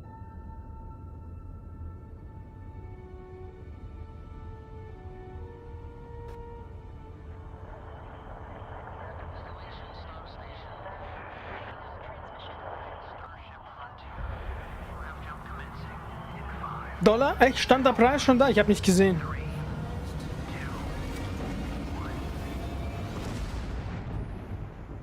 Hey everyone, thank you so much Dub for wahrscheinlich, joining ja. us today and welcome to Bethesda Game Studios. You know, we've been so lucky over the decades to make the kind of games that we love here.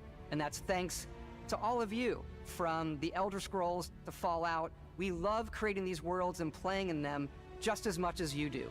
And throughout all that time, we'd often talk about and dream up the space game. What if we could take that feeling of being who you want to be and exploring a new world, but set it in space, where you weren't really limited in where you could go or what you could do? And that is Starfield. Obviously, we've come a long way since then with the games we've built, our technology, and all of us here in the studio. We've done so much together, but, well, we've never tried to make a game like this. Today, you'll get to hear from many on the team and see so much of what we think makes our game special. So let's jump in and take a look.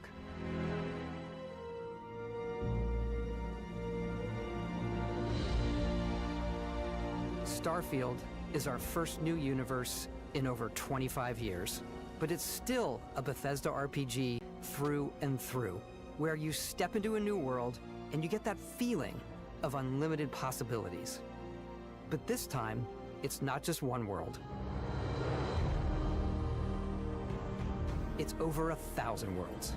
Nicht die erste Version. Ein paar Versionen wird's brauchen, bis die Apple-Brille durch Mainstream wird. Krass, die haben jetzt erst die Technologie gehabt, so ein Spiel zu erstellen. Ja. Das Spiel hat Potenzial, Mann. That isn't just a backdrop. That moon is actually there orbiting the planet. Yes, you can visit it too. We realistically simulate the galaxy around you. Our next generation lighting model uses real-time global illumination to light the world based on the type of star and the makeup of the planet's atmosphere. We also have an all-new animation system. Mhm. Das ist die neue Engine aber dann, ne? Of course, you can play it in third person. Vielleicht auch für andere Spiele, Leute. And you can play it in first person. Vielleicht auch für andere Games, Leute. Das war bei Resident Evil ähnlich mit der Re-Engine bei Capcom. And rewarding it, but you do explore differently in this game given its scale. That usually involves exploring an area you've landed in. You can collect resources,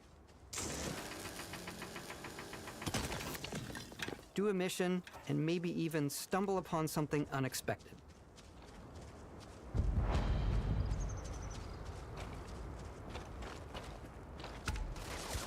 Ah ja. Sind plötzlich Feinde. Was machen die da? Wohnen die und warten, bis jemand vorbeiläuft? Das ist dann schon Richtung Halo, ne?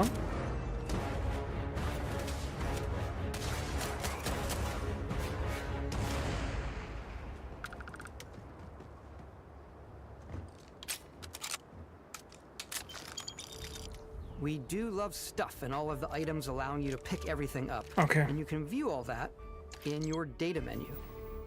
This is the hub for everything you're doing, from your skills to your ship, your missions, and your inventory. We love to pack a ton of detail in every object. From all of your weapons, to spacesuits, to food. We just obsess over the details. Sehr cool gemacht. Food. We obsess over food. When you're done exploring, you can walk back or fast travel to. Okay, Schnellreise ist sehr wichtig für mich. Ich habe keine Zeit. Take with you. I left Vasco here back at my ship. Okay. So, das ist auch geil. He can even say your name. Oh, der kann deinen Namen sagen. Endlich mal ein Spiel, wo dein Name gesagt wird. Ja, so habe ich mir als Kind schon gewünscht. Convey the wonder and majesty of space exploration, to evoke the romance of the golden age of early spaceflight. And we've been referring to this approach as NASA Punk. This means a design language where the tech is advanced, yet still looks grounded and relatable. For us, it's that contrast. That's where the visual interest is. Obviously the NASA, which is the rigid, hard function over style, and then Punk, which is all about style. You can see that visual style coming through in your ship. Your ship is your home for you and your crew. And like many of the spaces in our game, it has a slightly retro and analog touch. A bit of lo-fi rather than sci-fi, where everything is well-used, worn, and lived in. Richtig gebraucht. What's the plan, Captain? This is your star map. It starts with the planet you're currently on. You can see all of its info and resources. You can choose a landing spot or fast travel to known locations. Backing out further, you can view all the planets in the system. Obviously, the game is big, and it's here you can see planets that have key locations, missions, or life on them, versus the many planets that are barren but resource heavy. Zoom out even further to see all the systems in this part of the galaxy. Here you can plot a course to ones that are light years away. Nicht zu viele, oder? Grav drive to fold space and jump to these systems. And you will need to upgrade your ship and skills if you want to jump to the most distant ones. Okay, krass. We'll plot a course to the Alpha Centauri system where we can find the city of New Atlantis.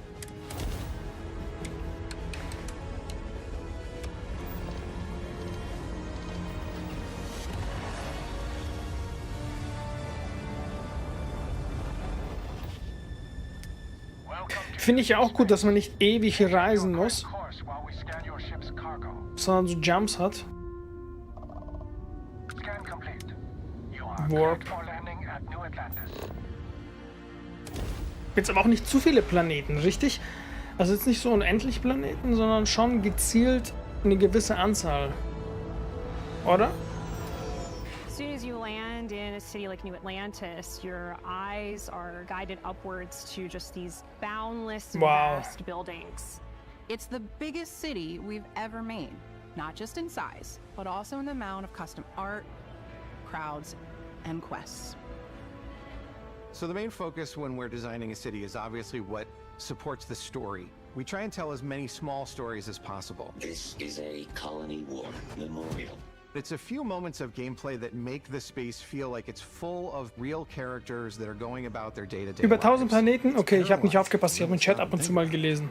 1000 Stück, aber doch so viele. It's also where your adventure with Constellation begins.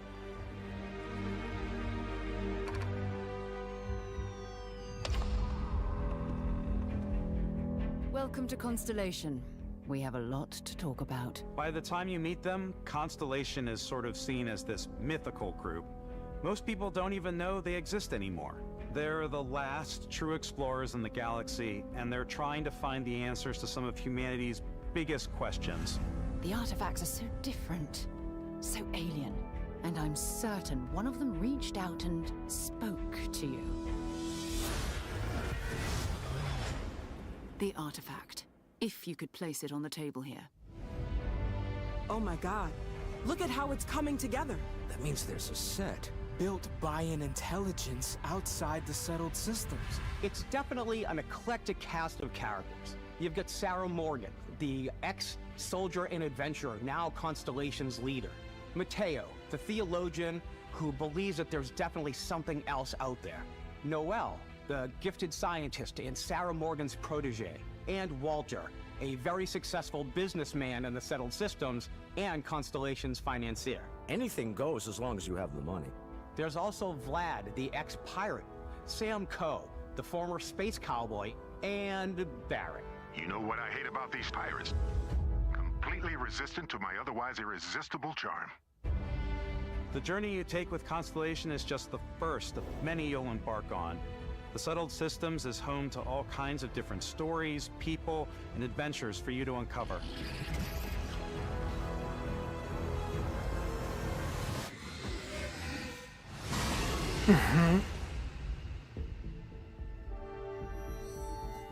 The United Colonies is where you'll find New Atlantis, the first major human settlement in space.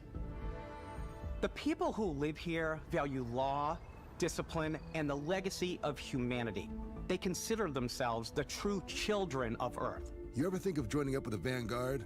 Help the United Colonies, even get your UC citizenship? Okay, du kannst ja aussuchen. The only city within the United Colonies. The city of Cydonia on Mars to this day serves as the largest mining facility for the United Colonies.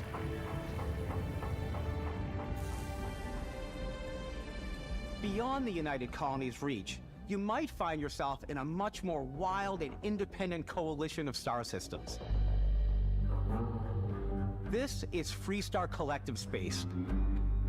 The capital of the Freestar Collective is Aquila City.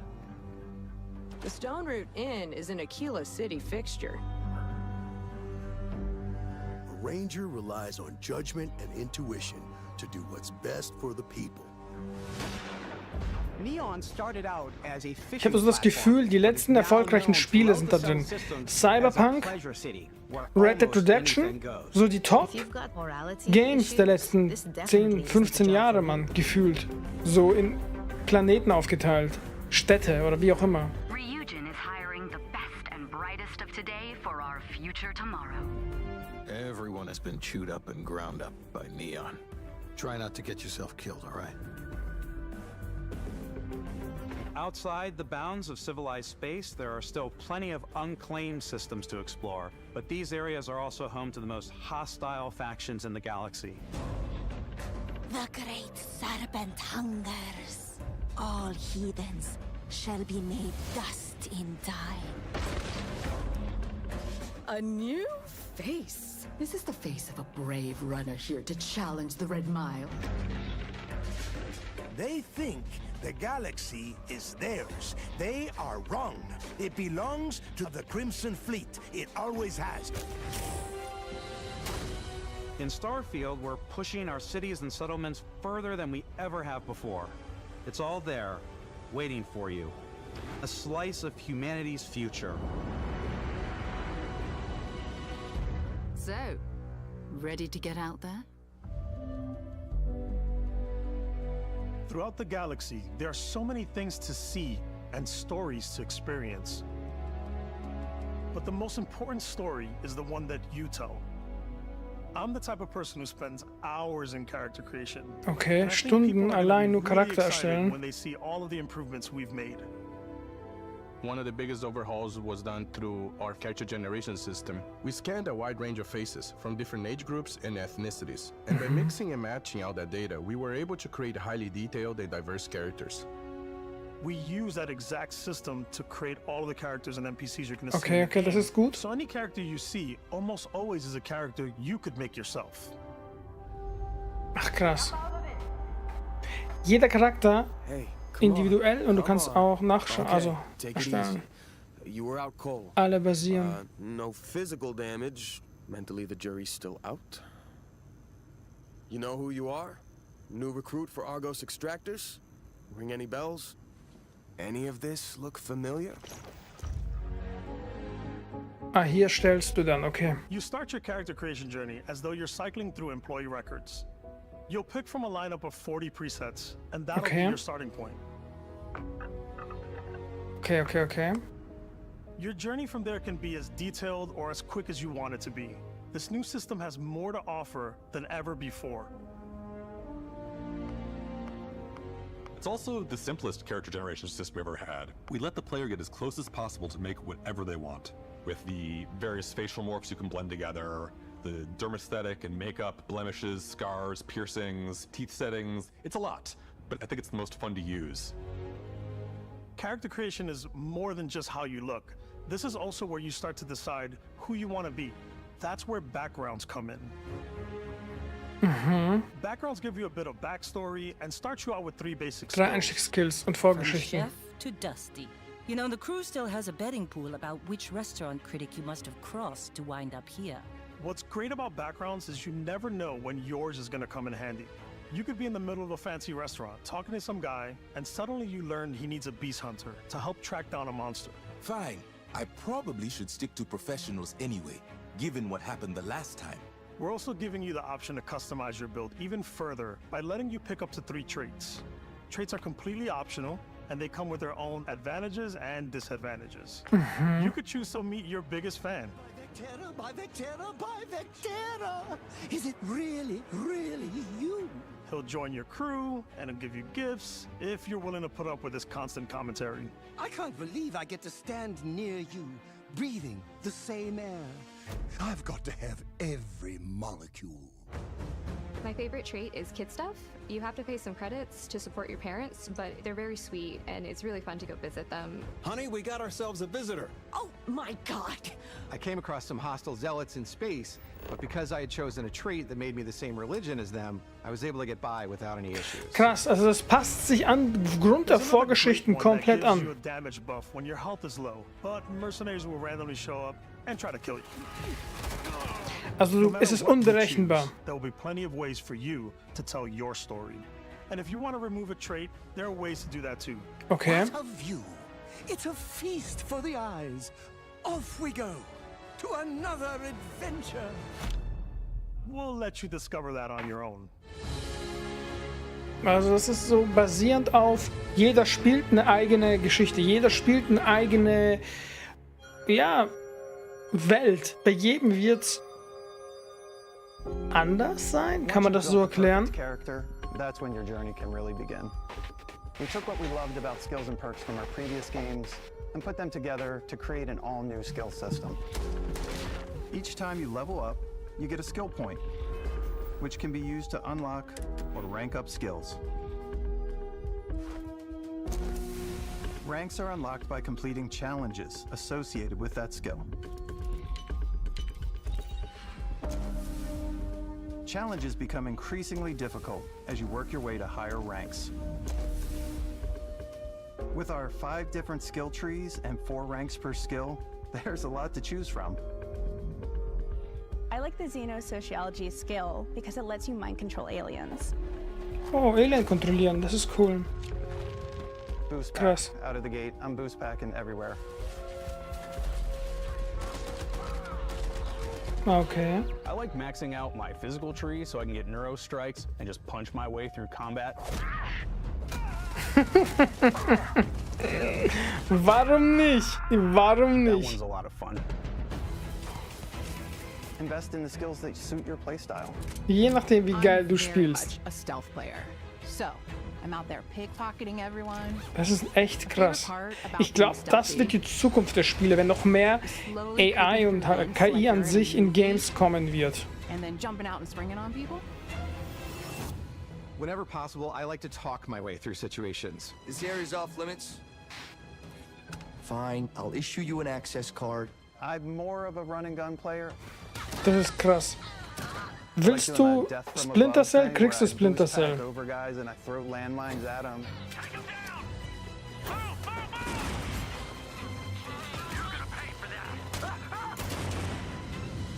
I like blowing stuff up.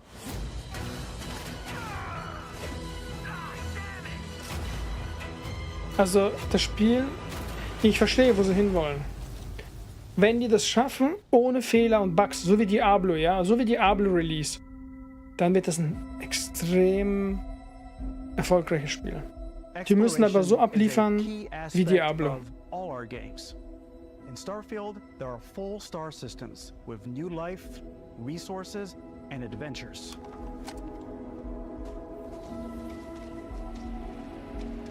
Our team worked hard to strike a balance between fun Wie findet ihr bis jetzt? 1 oder 2? Schreibt mal in den Chat. 1 für geil, Potenzial, 2 für nicht so. Make the world feel believable.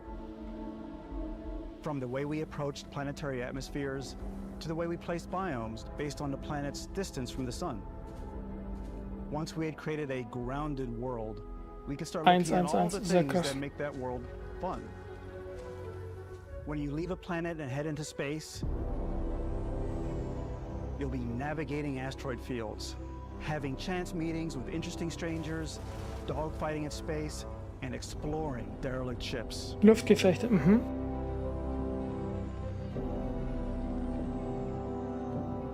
It's all out there. Ultimately, it's about rewarding your curiosity, because whether it's on the surface of a planet, the alleys of a city, or the vastness of space, you never know what you'll find. Das ist das Krasse. Du weißt nie, was dich erwartet, Mann. Und bei jedem anders. Krass.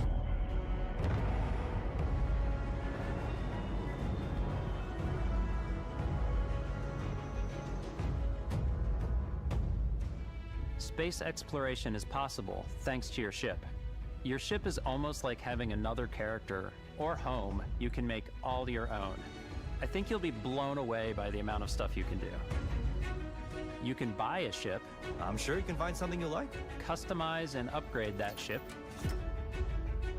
And hire a crew to keep it up and running. Das ist crazy, Mann. Aber es muss ja alles bezahlt werden im Game.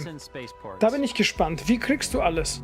Wie kriegst du Geld für dein Raumschiff, für deine Crew?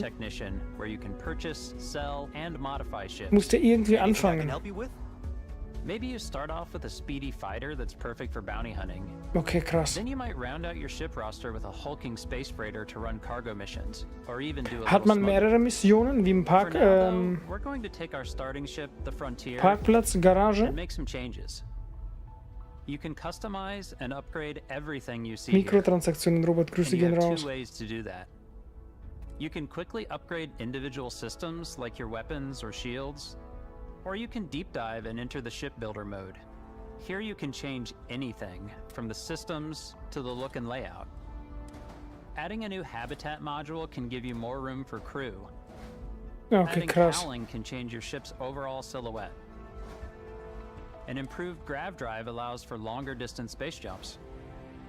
You can even fully customize your paint job to get the exact look you want. Krass, das ist heftig.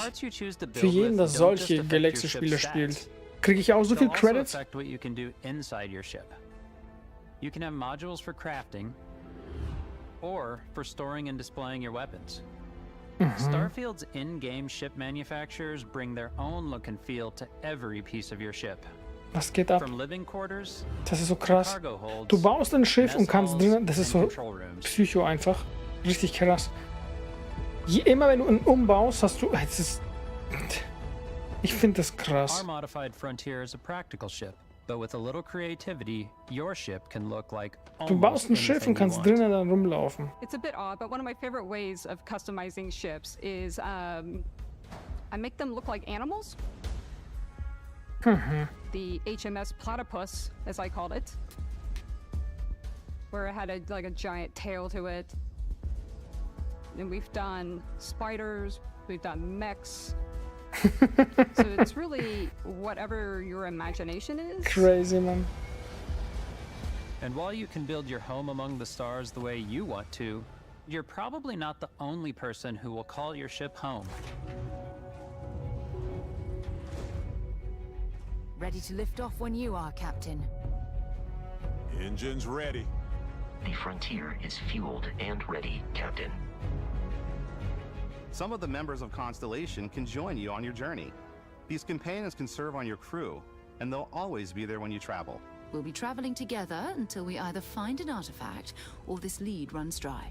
Werdet ihr es auch auf dem PC oder auf der Xbox holen? Their own valuable skills for your ships and outposts, as well as unique quest lines.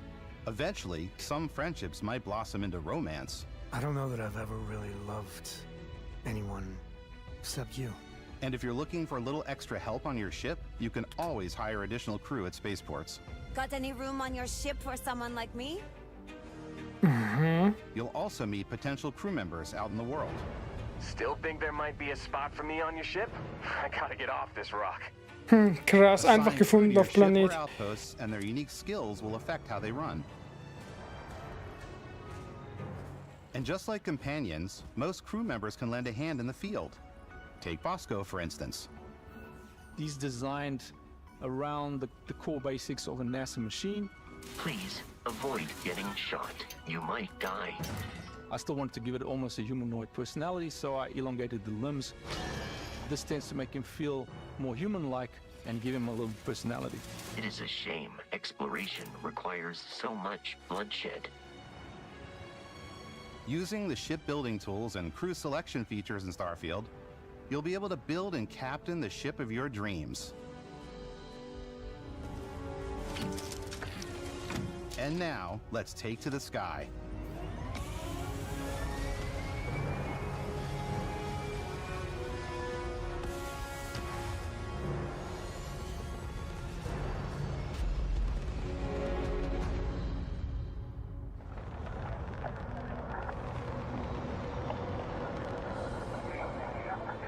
We're putting you in the cockpit of your very own spaceship and telling you that you can do pretty much anything.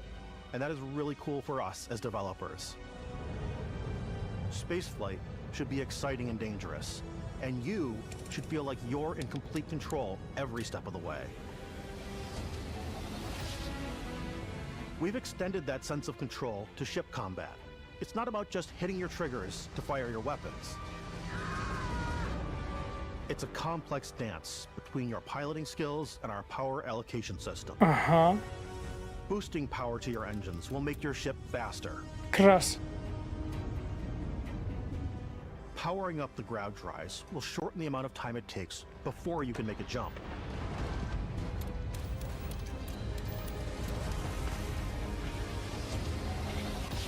And moving your power to your weapons and shields means you're ready for a fight. You should always be on your toes because you're not alone out there.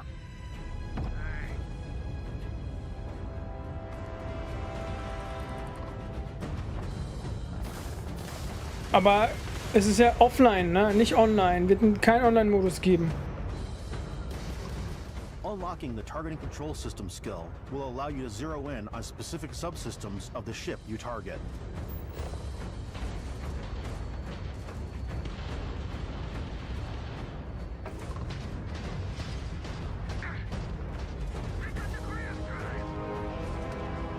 After destroying an enemy ship, you can loot the remains from your cockpit.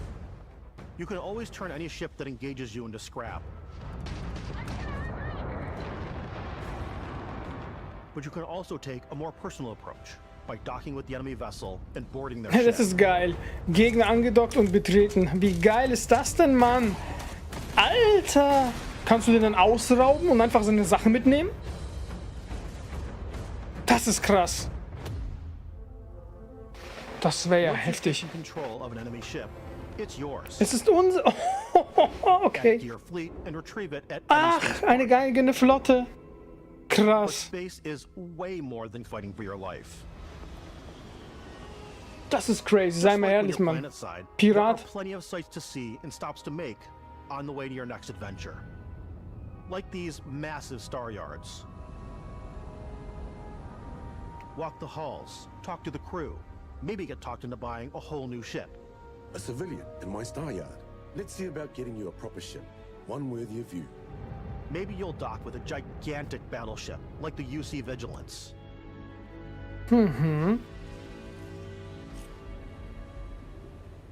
Or rub elbows with the galaxy's wealthy elite on a cruise ship fit for the stars.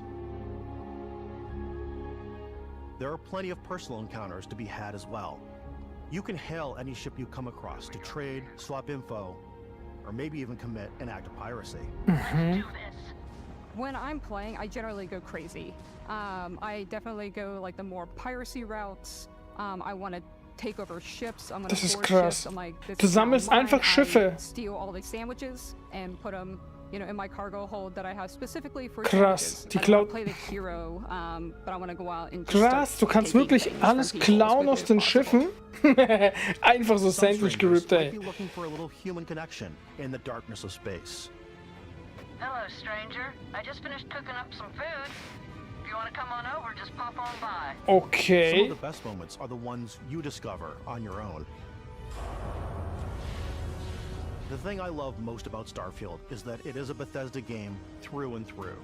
It's really about going to strange new places, meeting interesting people, and getting sidetracked on zany adventures. Then, realizing 2 hours later that you're involved in a completely new story. You're human. We thought we were the only ones to leave Earth. That DNA is so present here. It's in our random encounters, it's in our handcrafted quests. And it feels so cool to play it and just make your own Das ist crazy. Ich find's krass. Ich bin gespannt, wie es läuft. Über 1000 Planeten. Okay. We want you to feel like explorers. Breaking ground on new planets, exploring every inch of a mostly untouched galaxy. We want you to feel hopeful. We want you to feel this sense of awe and wonder. And sometimes a little fear. Was passiert, wenn du kaputt gemacht wirst? Mit deinen ganzen Crew und alles, was du gelootet hast? Was passiert?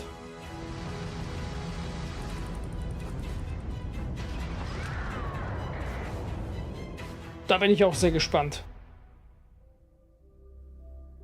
Hey everybody, we've shown you so much stuff, but we thought we'd just take a little break and show you something a little bit different.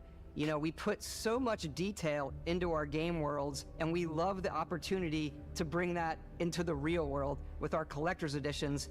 And for this game, we've done a watch. It is the Constellation Explorer's Watch.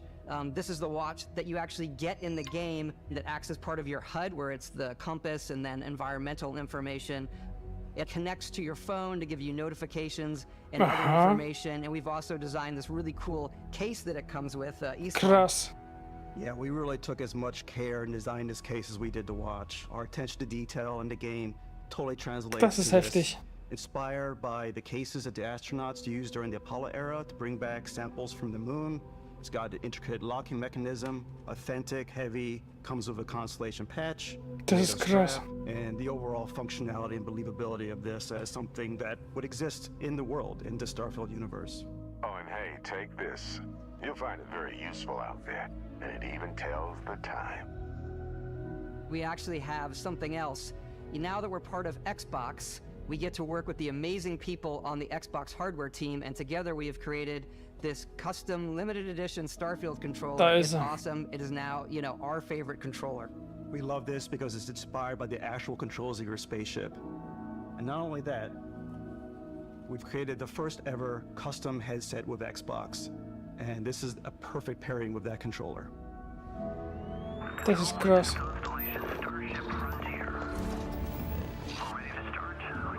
Eins oder zwei? Eins geil, zwei nicht so geil. Gib mal Feedback. Ah, das ist heftig, Mann. Schön. Design. Aber das mit der Uhr hat mich... Das fand ich krass.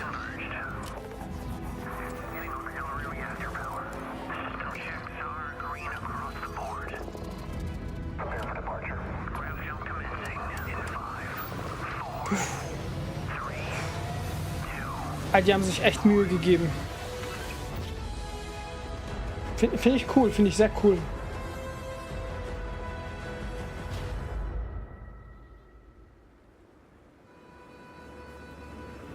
In every one of our games, we always put so much care into all those little details that breathe life into our worlds. But Starfield isn't just a Bethesda Game Studios world, it's a Bethesda Game Studios galaxy. So why go this big with Starfield? Because we want to give you freedom on a galactic level. The freedom to experience both the exciting planets and the quiet ones. Scanning a planet before you land is a great way to get a sneak peek at the available resources you can use for crafting, building, and customizing. I think what's cool about this whole system that we generate the planet itself as a procedural content, but the handcrafted content itself comes as the player explore. Our system builds a planet as the player approaches it. We stitch together a block of terrain. After that, we have the system that adds interesting locations for the player to explore, creatures to encounter, ore and plants to pick up. It allows us to add that touch of environmental storytelling that Bethesda is known for. Aggressive creatures have been disrupting our experiments. Their habitat isn't far from here.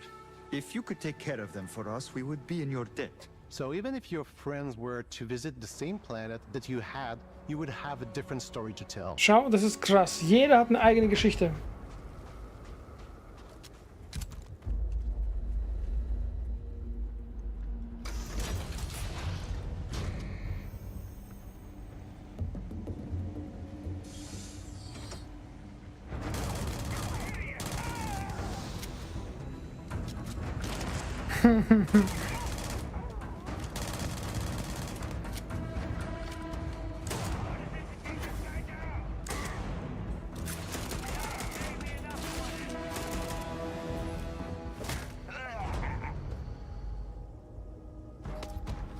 It's completely up to you how you want to interact with each planet.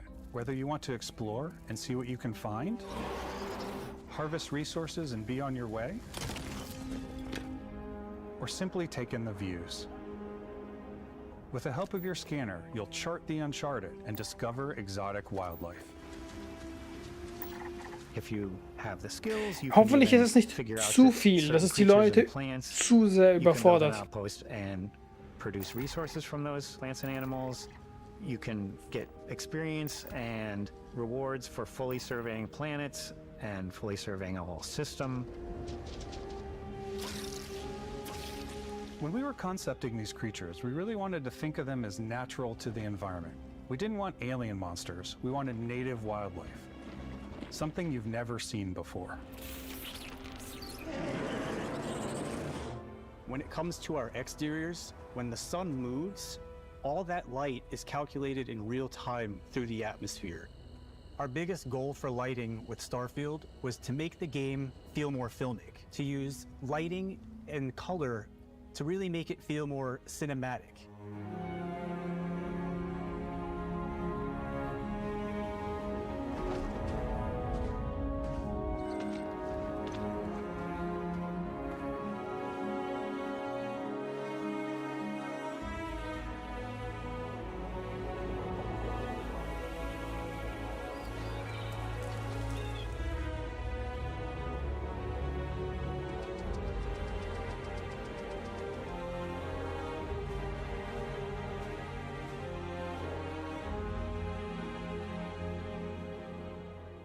After some exploring, you can find a spot to set up a base camp.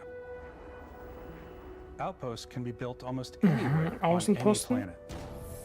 And the habitat modules come in all shapes and sizes, filling all different purposes. You can even live in them. Assign crew and companions to work at your outposts for added bonuses. Krass, kannst einfach deine Crew arbeiten lassen. To harvest resources while you're away. So verdienst du dein Geld, oder wie? Is we have a new fly cam, where you can toggle between on-foot building, or you can now use a top-down isometric camera, which helps plan out larger parts of the outpost and placing those larger halves. So that way you can really plan your structures and what the overall feel of your outpost is. And then when you're on your feet, you can really decorate and fine-tune things much easier. Krass, Mann.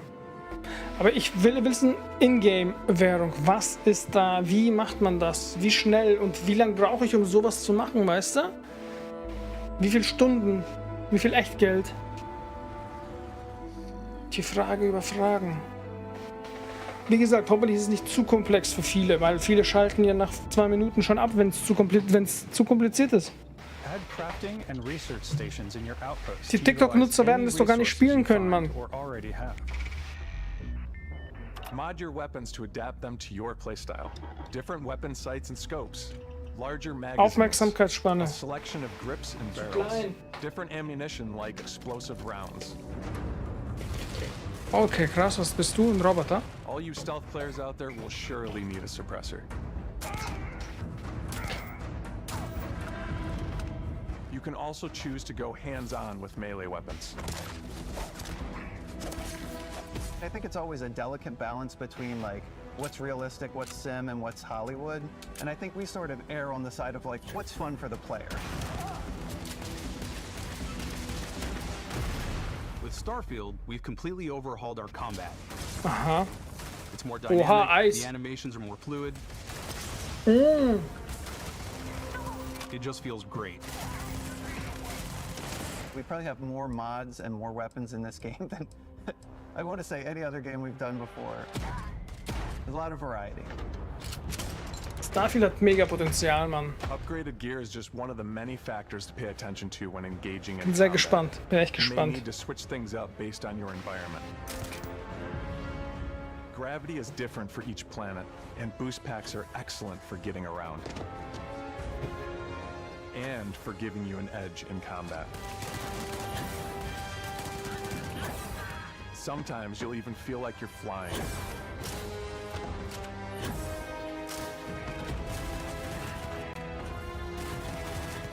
Zero-gravity environments pose a different challenge.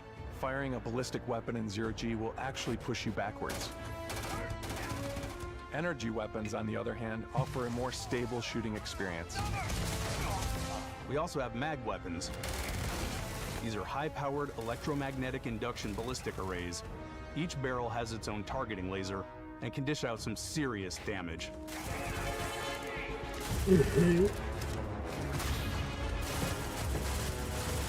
Whether you want to get up close and personal with your own two fists, or you like more compact weapons like pistols and submachine guns, or maybe you prefer something bigger.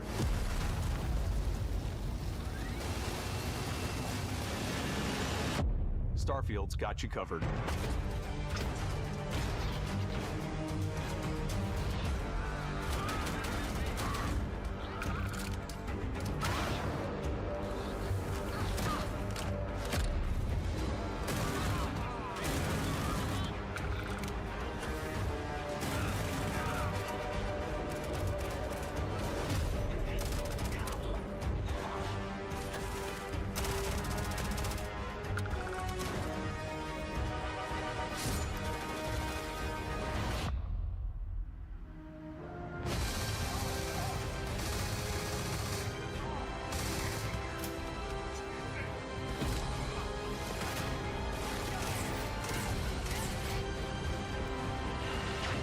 Also du spielst sowohl gegen Roboter, Menschen als auch die Tiere.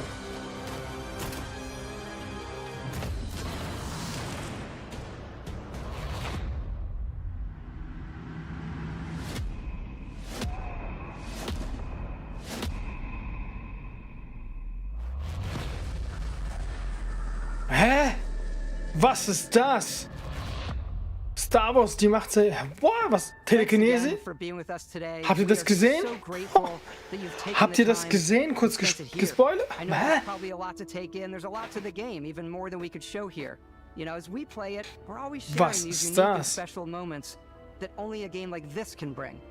When I think about what makes it special, it really is the people here. This game is a reflection of the incredible and passionate team that made it. All of them putting something special of themselves into it. So let's Krass, Alter, was ist das? I love the way that our final combination of all the new tech has come together to create some of the most beautiful sunsets and sunrises we've ever had in any of our games. I love the creatures, the exploration, every biome is different. The word that comes to mind is vast. I like to use our photo mode to take rock star photos. I just love that constant feel of discovery and, wow, I can't believe that there's more here. I'm most excited about our outpost building systems. My favorite part is every time you step out on a planet, it's a unique experience. You spend all this time building your ship, and you see it on the landing pad. These things are gigantic. It's the kind of thing that you just can't get anywhere else. There's something about seeing a tower over in the distance and going, I know the gravity's low here. I think I can make that jump. My favorite part is biomes, spaceships, audio design, planets, the day-night cycle. Those details matter to me. Diplomacy, exploration, freedom, the ending. Basco, obviously. I love the robot so much. The incredible amount of worlds we created. Sniper rifles, come on. Lever action, rocket launcher, brain sprout. I love, but some people might find creepy. I don't know. Oh, that's right, Ben. The thing that I enjoy most about the game is the freedom to be who you want to be, do what you want to do. It's what you've come to expect from a Bethesda title, but on a much bigger scale. Krass, ich bin sehr gespannt. Ich bin sehr, sehr gespannt. On behalf of all of us, we can't wait for you to play Starfield and make your own special moments. I Also 1 oder 2 für Starfield. Jetzt in den Chat. 1 für geiles Spiel, 2 für nicht so geil. Jetzt, nachdem ihr das gesehen habt. Finale 1, 2 für dieses Game.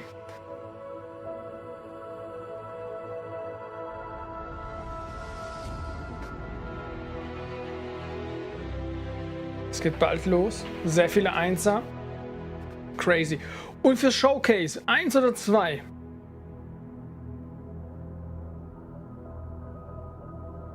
Premium Edition. Und das ist die Collectors Edition. Die wird jetzt ausverkauft sein wahrscheinlich. Instant. Oder was glaubt ihr?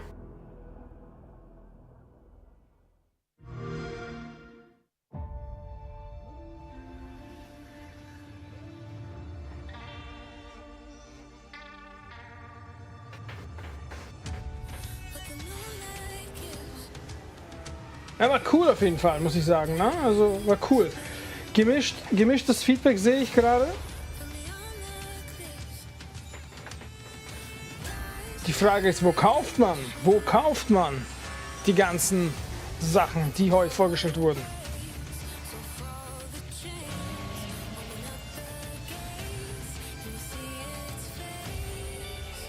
Das wird die Frage. Bin auch sehr gespannt. Meine Patienten, ich danke euch für diesen wunderschönen Abend. Es hat sehr Spaß gemacht. Ich bin die Tage wieder auf Twitch online mit Diablo, ja? Wir werden eine geile Zeit nochmal haben. Ich wünsche euch allen einen schönen Abend. Ich lasse das nochmal zu Ende laufen, klingt mich langsam aus. Ja, und wir sehen uns in der nächsten Sprechstunde. Haltet die Ohren steif. Und wir sehen uns ab morgen wieder, wenn alles nach Plan läuft, auf Twitch. Haut rein. Dankeschön, Bricks, 20 Monate, Abo. Ich danke dir. Alles Gute, passt auf euch auf.